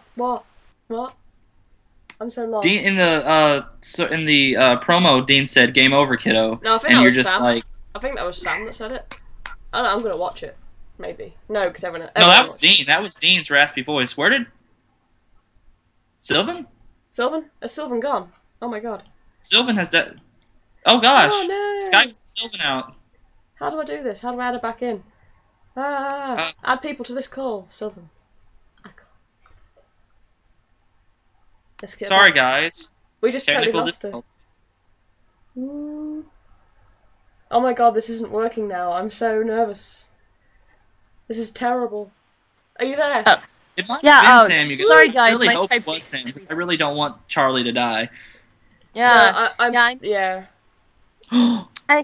I do think that the fact that, you know, like, Kevin and Mrs. Tran are still alive gives us a teeny tiny bit of hope that maybe they won't kill her. I mean, come on, again, like, guys, okay, I get it that they kill everyone, but Charlie is the only openly queer character we have right now. If you have, 20 straight characters and you kill off 15 of them, you're still gonna have a buttload of straight characters. If you have one queer character and you kill that one character, you're gonna have no queer characters. Like, stop that! Yeah, true. Hey guys, Yeah. what if it's revealed that Charlie is Gabriel? Then I would be really upset because I really like Richard Speight Jr. But no, Oh, like, yeah, what if same. it's Gabriel changing his appearance True, to make 'cause he can himself do look that. like a foxy redheaded lesbian? That's, Yeah, no, that's you could- true. And that's very Gabriel, actually, isn't it?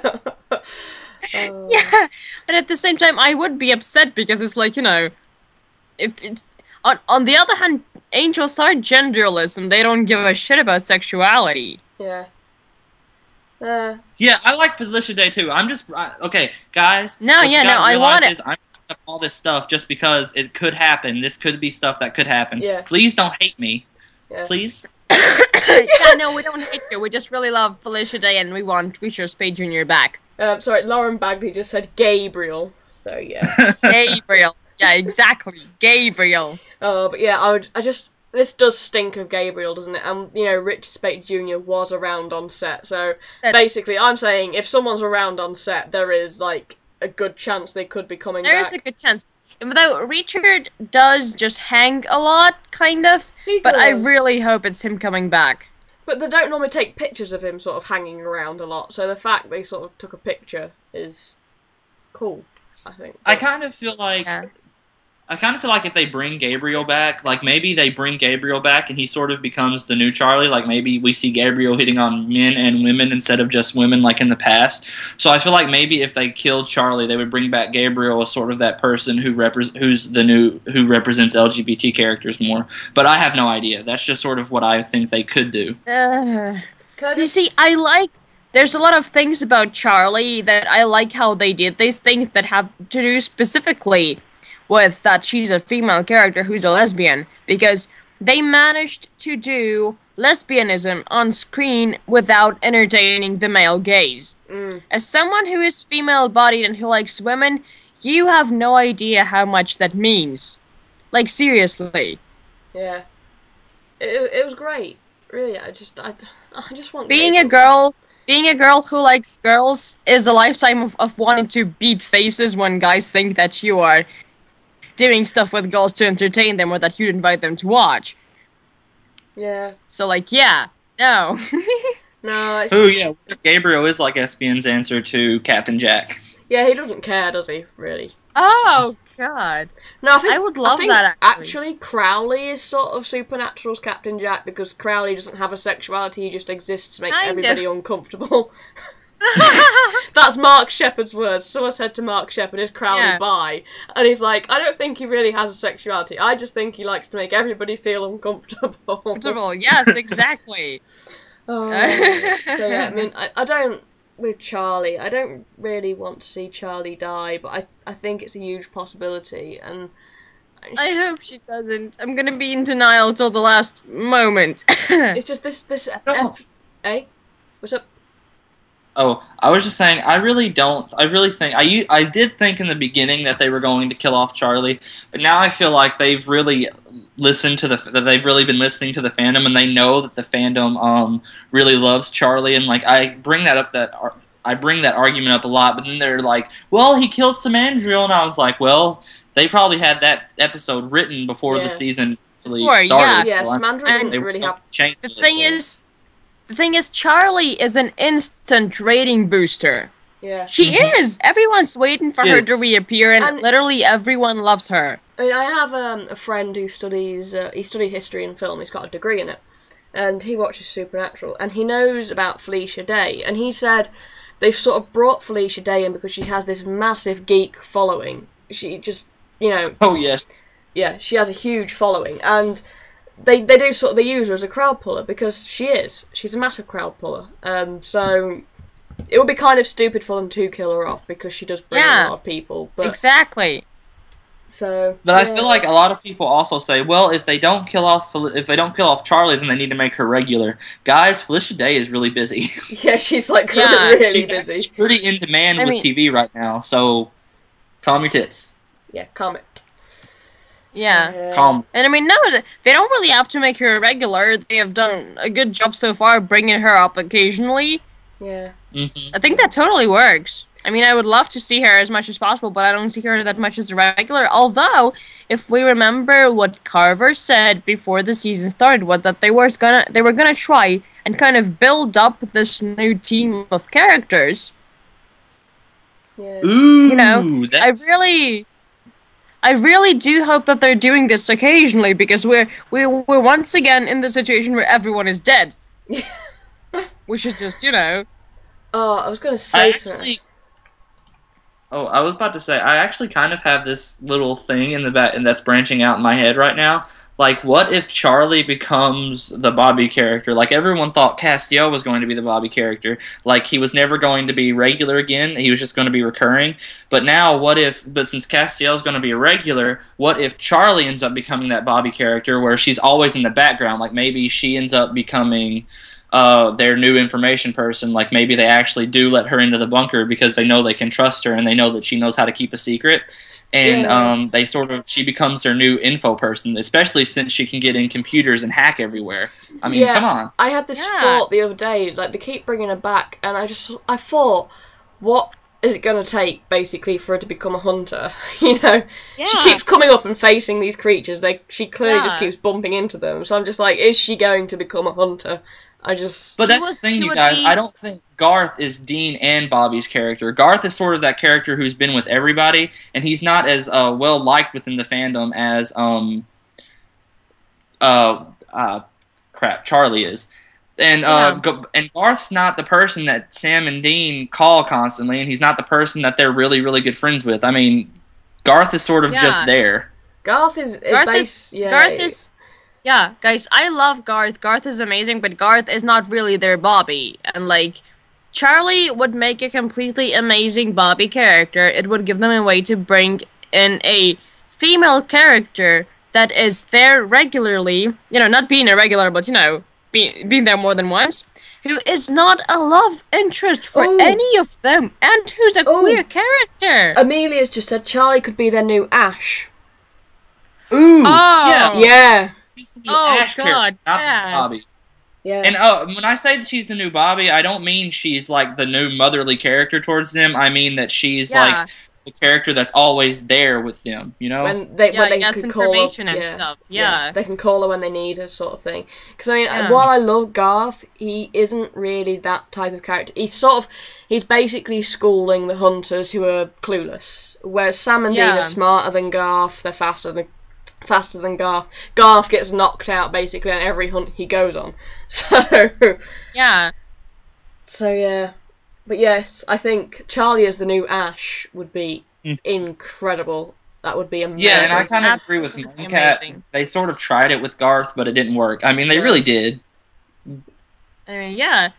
Garth doesn't really have to be either. He can just, stay. Just be Garth. I think Garth has something that he brings, to the plate. He has, his own uniqueness, his, characteristics that do not necessarily have to correspond to anyone from the old team. He can just be Garth. He's just Garth. But, I mean, he's so caring. He helps the hunters who are really stuck. And, I mean, Sam and Dean don't really need him that much because they don't really get stuck that much now. But, I feel like with Charlie, they have a more sort of friendship connection to her. I mean, with Garth, it always sort of felt like they really were just sort of taking care of him because in like the first episode he was so incompetent, and now he's competent but he's still sort of just like himself, and you really don't know what to do with him. Can I just bring something up? Actually, someone just mentioned it. What has happened to Garth?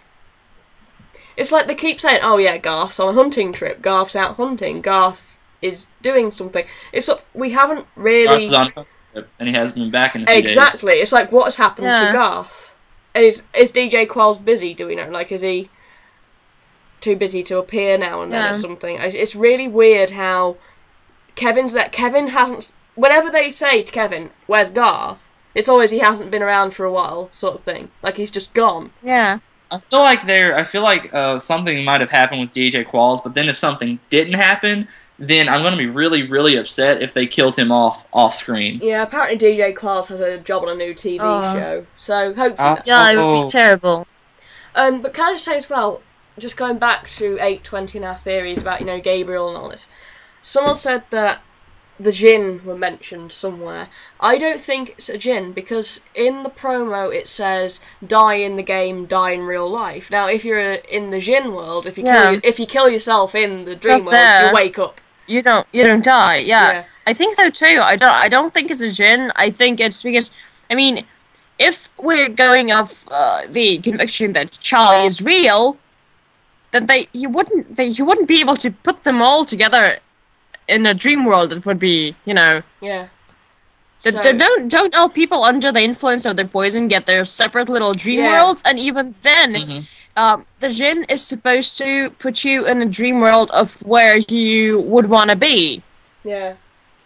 And why would it be a video game for Dean? Yeah, exactly. It wouldn't make sense for it to be a video game for Charlie, but then Dean isn't real, and why? I mean, it reeks of Gabriel, because it's sort of like you will play. It's you will play your roles again. It's like you will go into this game and you will win. It's will win this game. Exactly like Gabriel. Yeah. But I mean, I hope it isn't a Jinn, because again, that's a giant plot hole, and I don't like it. So.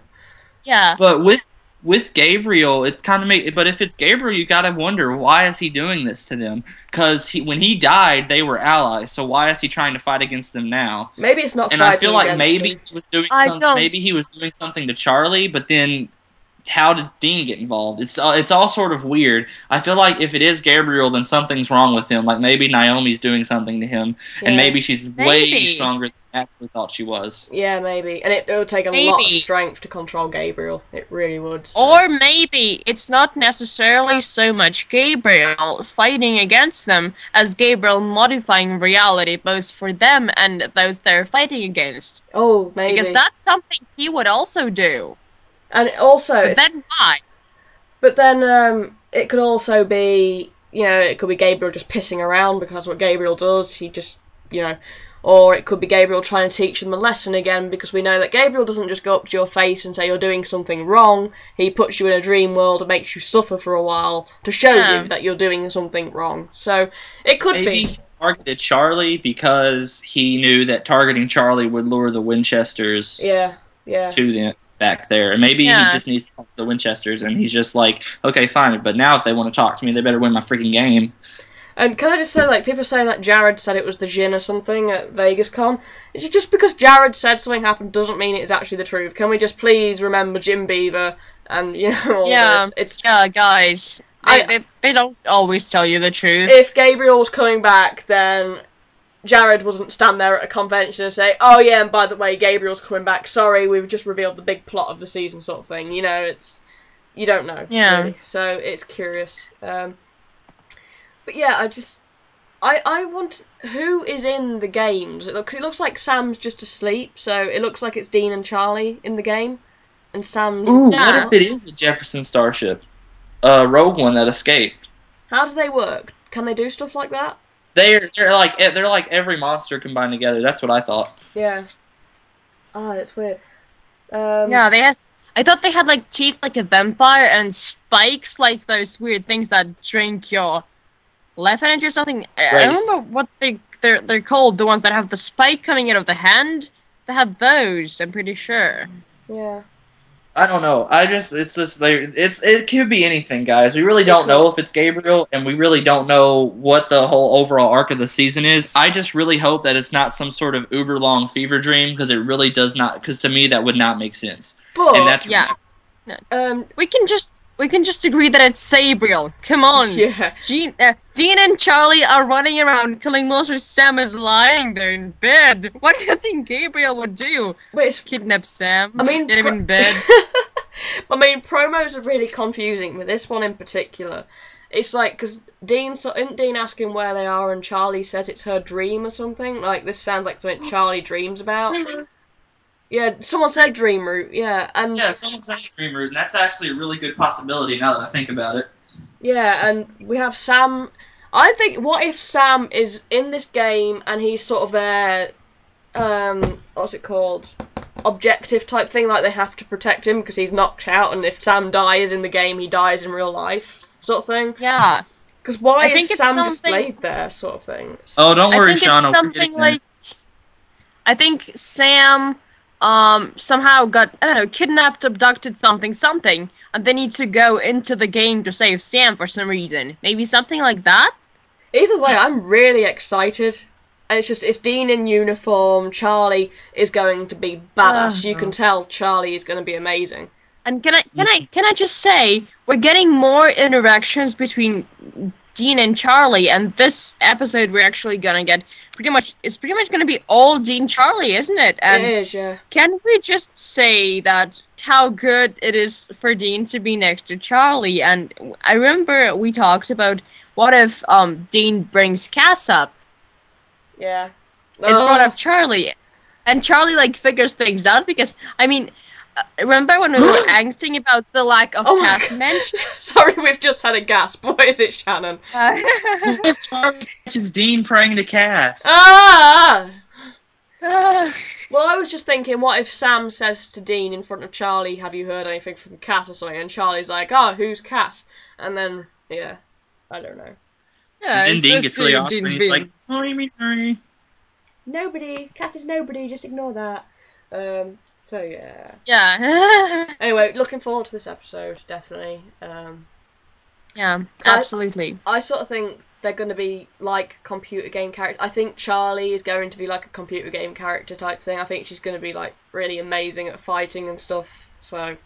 Oh yes, I love her outfit. Can I just say that her outfit is beyond hot. Yeah. I'm just gonna be sitting there fanning myself because we have Dean and Charlie running around in these extremely hot outfits. I mean, come on. What if it's like I think one of Charlie those... looks okay, but I think Dean looks really hot. It does look really hot, yeah. It's like I can appreciate both. I have a total lack of attraction towards women. He looks super hot. But I mean, like, someone's just said, like, Charlie nagging Dean about Cass, and I'm just like, what if it's one of those episodes where it's sort of an ongoing thing through the whole, like, whenever they get a breather, Charlie's just like, so who is this dude? Oh, so do you really like this dude? So you pray to him? It's just like every breather, and then they sort of have a little chat, and then they go and fight some more, and then the next one's like, so about this guy, and it's just, I think that'd be awesome, to be honest. I really want, like, Dean and Cass to sort of have their long staring moments with Charlie in the room, and then she just completely bring up, are you two going to, like, stop doing each other with your eyes so we can get something done, please? Yeah. Oh, God, yes. And I mean, Charlie would catch on to that so well, because, again, Sam is definitely very, very good at, like, reading emotions. He's clearly in on it, but, like, guys, queer people are usually better at noticing queerness. Yeah. It's true. Like, I'm really good at it. Yeah. Yeah. It's cool.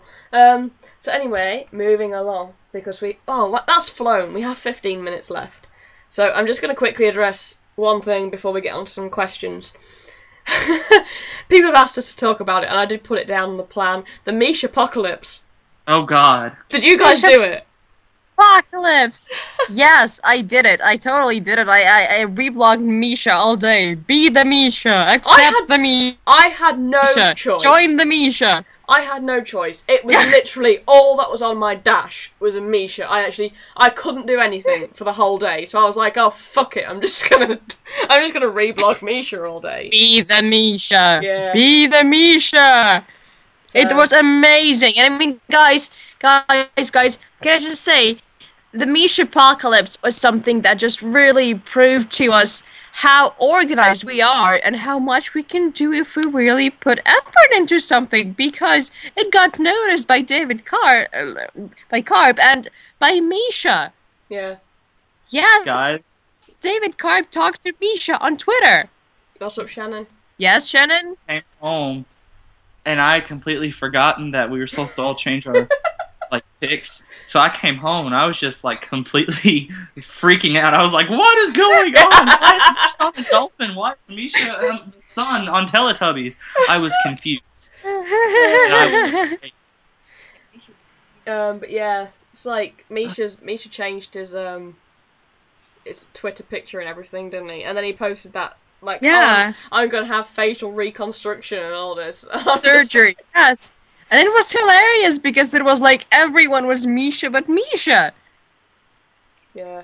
Oh, by the way, the David Carp thing, it isn't really David Carp, but it has a lot of followers and stuff, and it was awesome. It's David Crap. Actually. Yeah, but there was another screen cap with actual David Carp, I think. Was there? Yeah, I think there was. I think the one when he talks to Misha was actually David Carp. Because, I did see the one with David Crap. It was the one with the picture of Misha, but then there was another one, I think. I don't know. I thought they were both from David Crap. I don't know. It's cool, anyway. It's cool. But, yeah, I had a lot of fun. It was amazing. Lauren, thank you. Yeah. Lauren says, Silven, you say Misha in the best way possible. Thank you! Misha. Yeah, I don't say it in Russian, though. No. I say it. Are you there, Shannon? Shannon's gone quiet. Because I was really afraid of the Misha apocalypse. I was like, what's the fandom doing? And it really scared me. I'll tell you what, I started following an extra 100 people thanks to that, and I don't regret a thing. Yeah. I accidentally followed about 10 new Sabriel people, and I'm just like, oh my god, there's Sabriel all over my dash. It's amazing. Oh, recommend them to me. I want to follow them too. I love Sabriel. If I can find them, yeah. I think we all did this thing where you're supposed to follow all the Mishas and no one gets unfollowed afterwards. I did not unfollow a single person I followed. Neither. You're with me, Mishas. Yes. I didn't. Someone accuse the entire Misha apocalypse of being engineered by public relations for Misha? That was SPN It was gossip. SPN gossip. I was pissing myself, to be honest. I was like, oh my god, you actually think this is PR? It was hilarious. I was pissing myself. But right, I'm just going to answer some questions, and then I want to show everyone something, because I laughed at it for 20 minutes solid last night, and I need to share it with everybody. But just going on to some questions we've got in, let me just refresh the page, and we'll go through some interesting ones. Somebody said, am I attractive to Sarah... Oh, God bless, whoever was that. That was my dog. Am I attractive... Yeah. Oh, and he freaks out when she gets home. Alright. Am I attractive to Seraphim said, if Abaddon was the first Black Eye, what if Crowley was the first Crossroad Demon? Ooh, curious. Sort of like demon, what are they called? Demon alphas. Yeah, type of thing. But I thought someone else was in... Oh, Lilith was meant to be in charge of the Crossroads at one point, but she wasn't a Crossroad Demon. Yeah.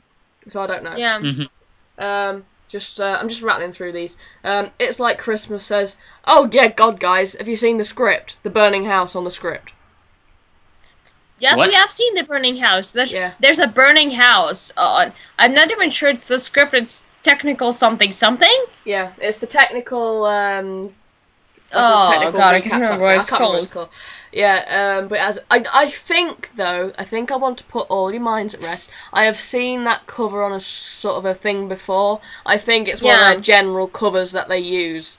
Because obviously it goes back to the pilot. It goes back to the pilot, and it's the general view of Supernatural. Yeah, I think it's just a reference to the pilot, because even if there was supposed to be a burning house in that episode, they would not reveal it on the cover of that technical thingy, guys. Don't worry about that. It's fine. Another anonymous asked, could Cass once more be cut off from heaven? Will his powers have weakened once more once he returns to the show if he's been hiding the whole time? I don't think he's weakened at this point. I think that's coming. I don't know about you guys. I really don't think any angel can be cut off of heaven anymore, since there's really no one running heaven anymore. Yeah. So it's sort of just like an angel can go rogue if he wants to, but he's still connected to heaven and he can still go there whenever he wants. I don't think Naomi's going to cut his power because his power's like a beacon to her. And I think while his power's still there, it'll be easier for her to find him. Yeah. So guys, I have to say this. We were talking about Cass ripping out his grace and stuff. What if he does that to hide from Naomi?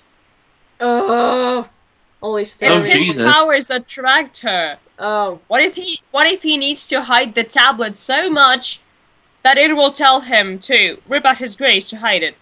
That's not fair. Oh god.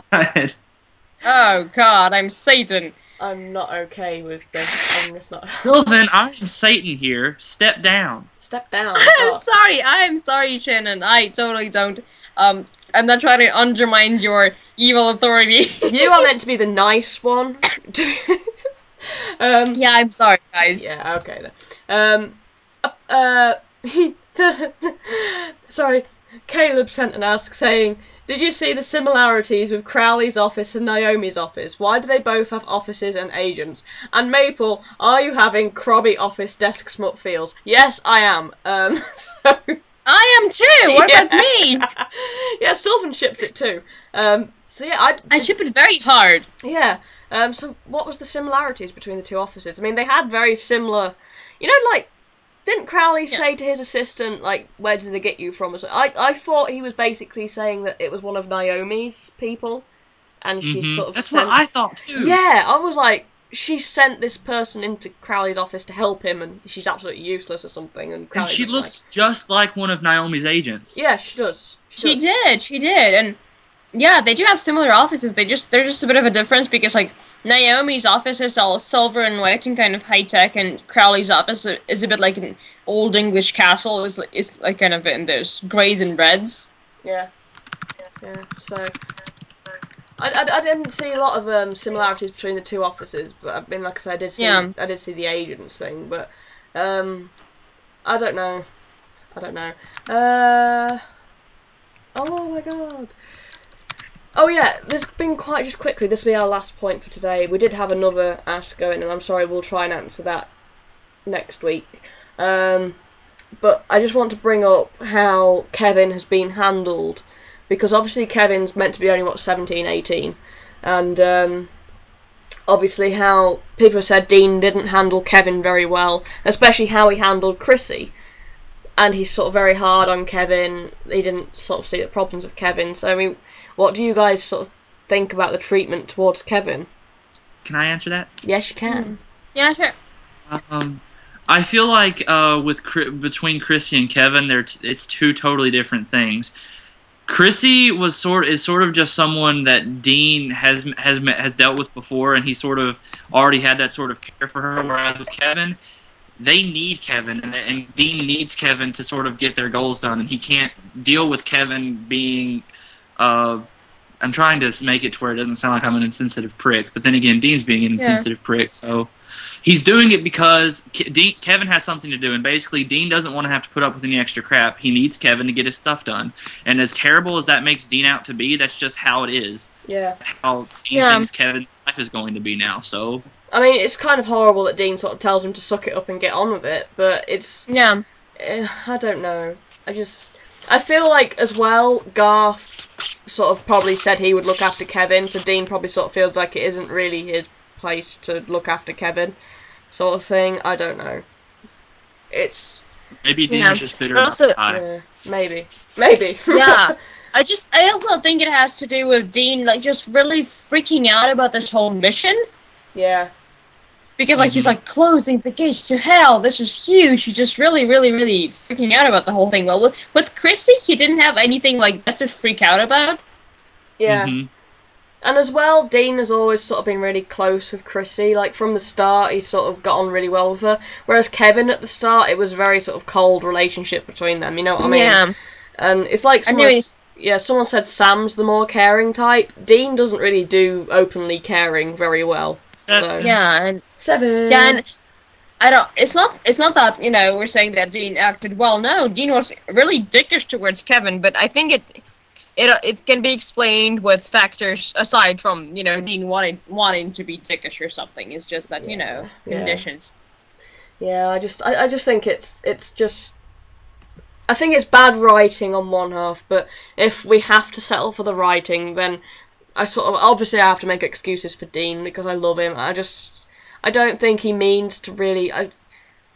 Obviously, Dean hasn't really dealt. Can I just say he hasn't really dealt with that much mental illness in his time, other than like the alcoholism of his fathers. I say fathers because Bobby as well, and he hasn't really dealt with it. So I don't think he really knew how to deal with Kevin having this mental breakdown.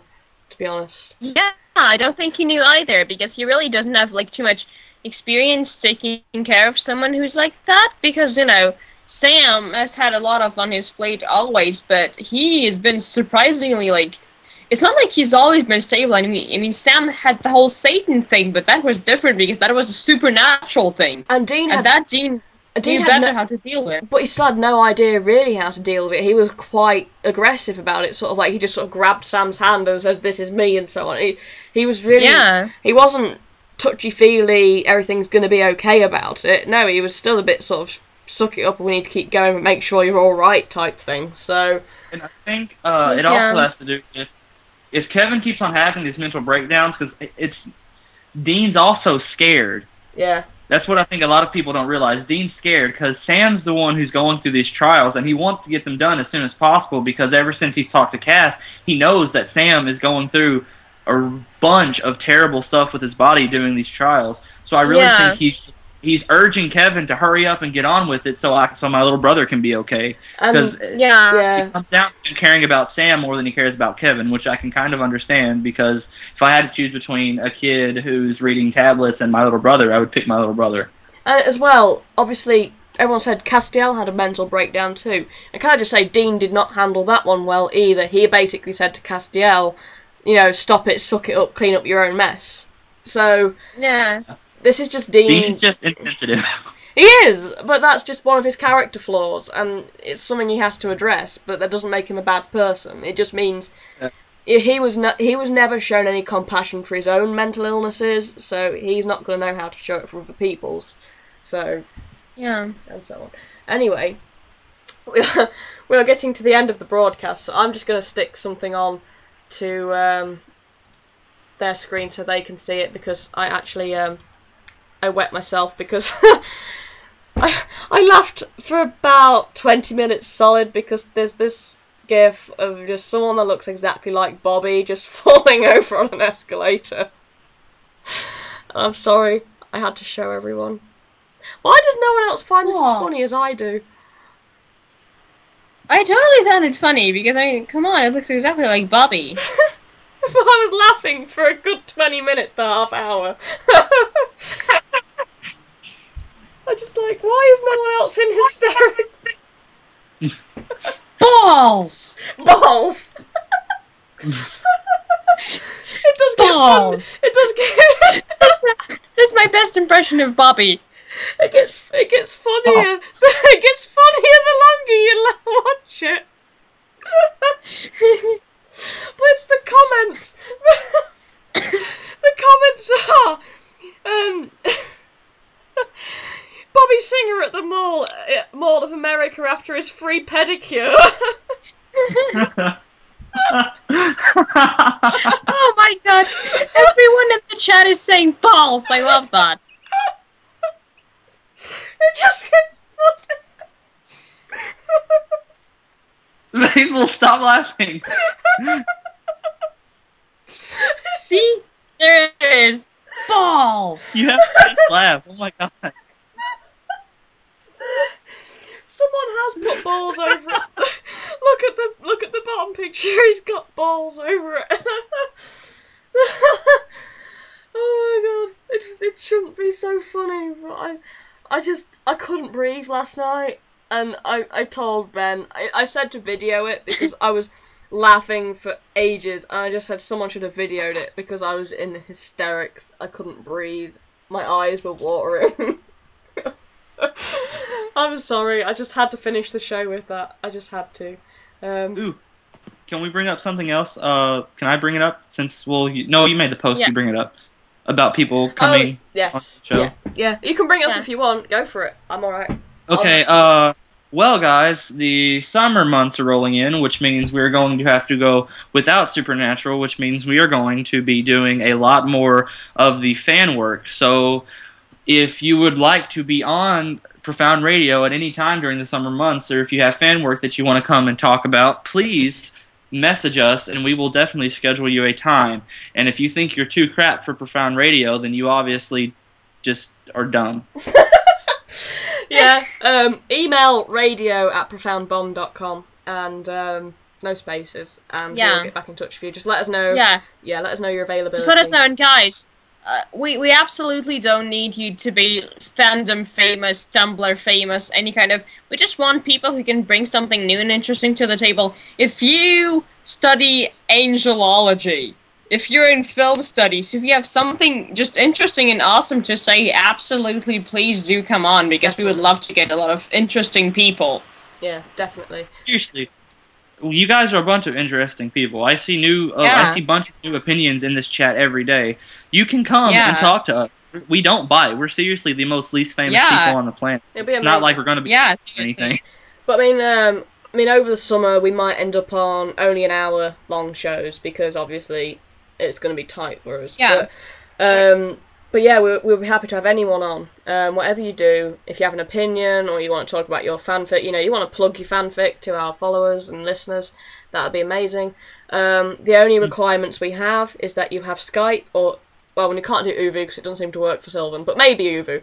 As long as you have Skype, a working microphone, and the ability, good enough internet to hold a conversation with 2 other people for about an hour long, or 3 other people for an hour long. That's all we require. So yeah. Okay. Now I got this thing. I'm not going to be here next week, but do not fret, because we are going to have our very own Caleb come in and talk for me. Yeah. Yay! It's going to be amazing. We're going to have such a party without Satan. It's going to be great. Sylvan, I appoint you new Satan next week. Be sure to kill these people. You, Shannon. I thought what about me? Why can't I be Satan? Yeah. Because you're too nice, Mapal. You're too nice and British. Sylvan's hard. I make people cry on a regular basis. That is my job. It's like, that is all I do with Profound Bond. I just pop up now and then and just post something really emotional.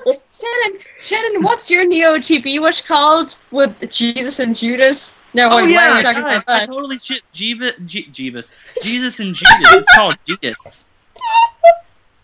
I'm part of the Bible fandom, yo.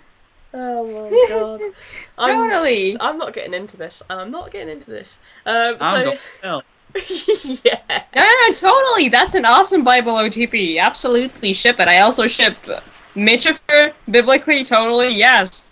Yeah. Anyway, that is, I'm afraid, the end of Profound Radio. So, yes, if you want to come on Profound Radio over the summer, this will be after the final episode of Supernatural.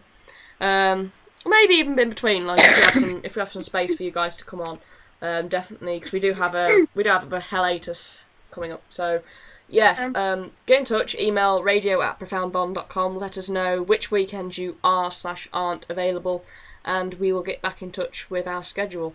So we hope you all get involved. So, woo! So thank you guys for coming. Thank you. Yeah. And thank you, everyone. Thank you all for coming. And we will see you again next week. And Shannon will see you again in 2 weeks, hopefully. Yep. Yeah. So So thank you guys. It's been great again. We have had an amazing time. And amazing. Yeah. So we will see you again soon. Awesome. Bye, guys. Bye. Bye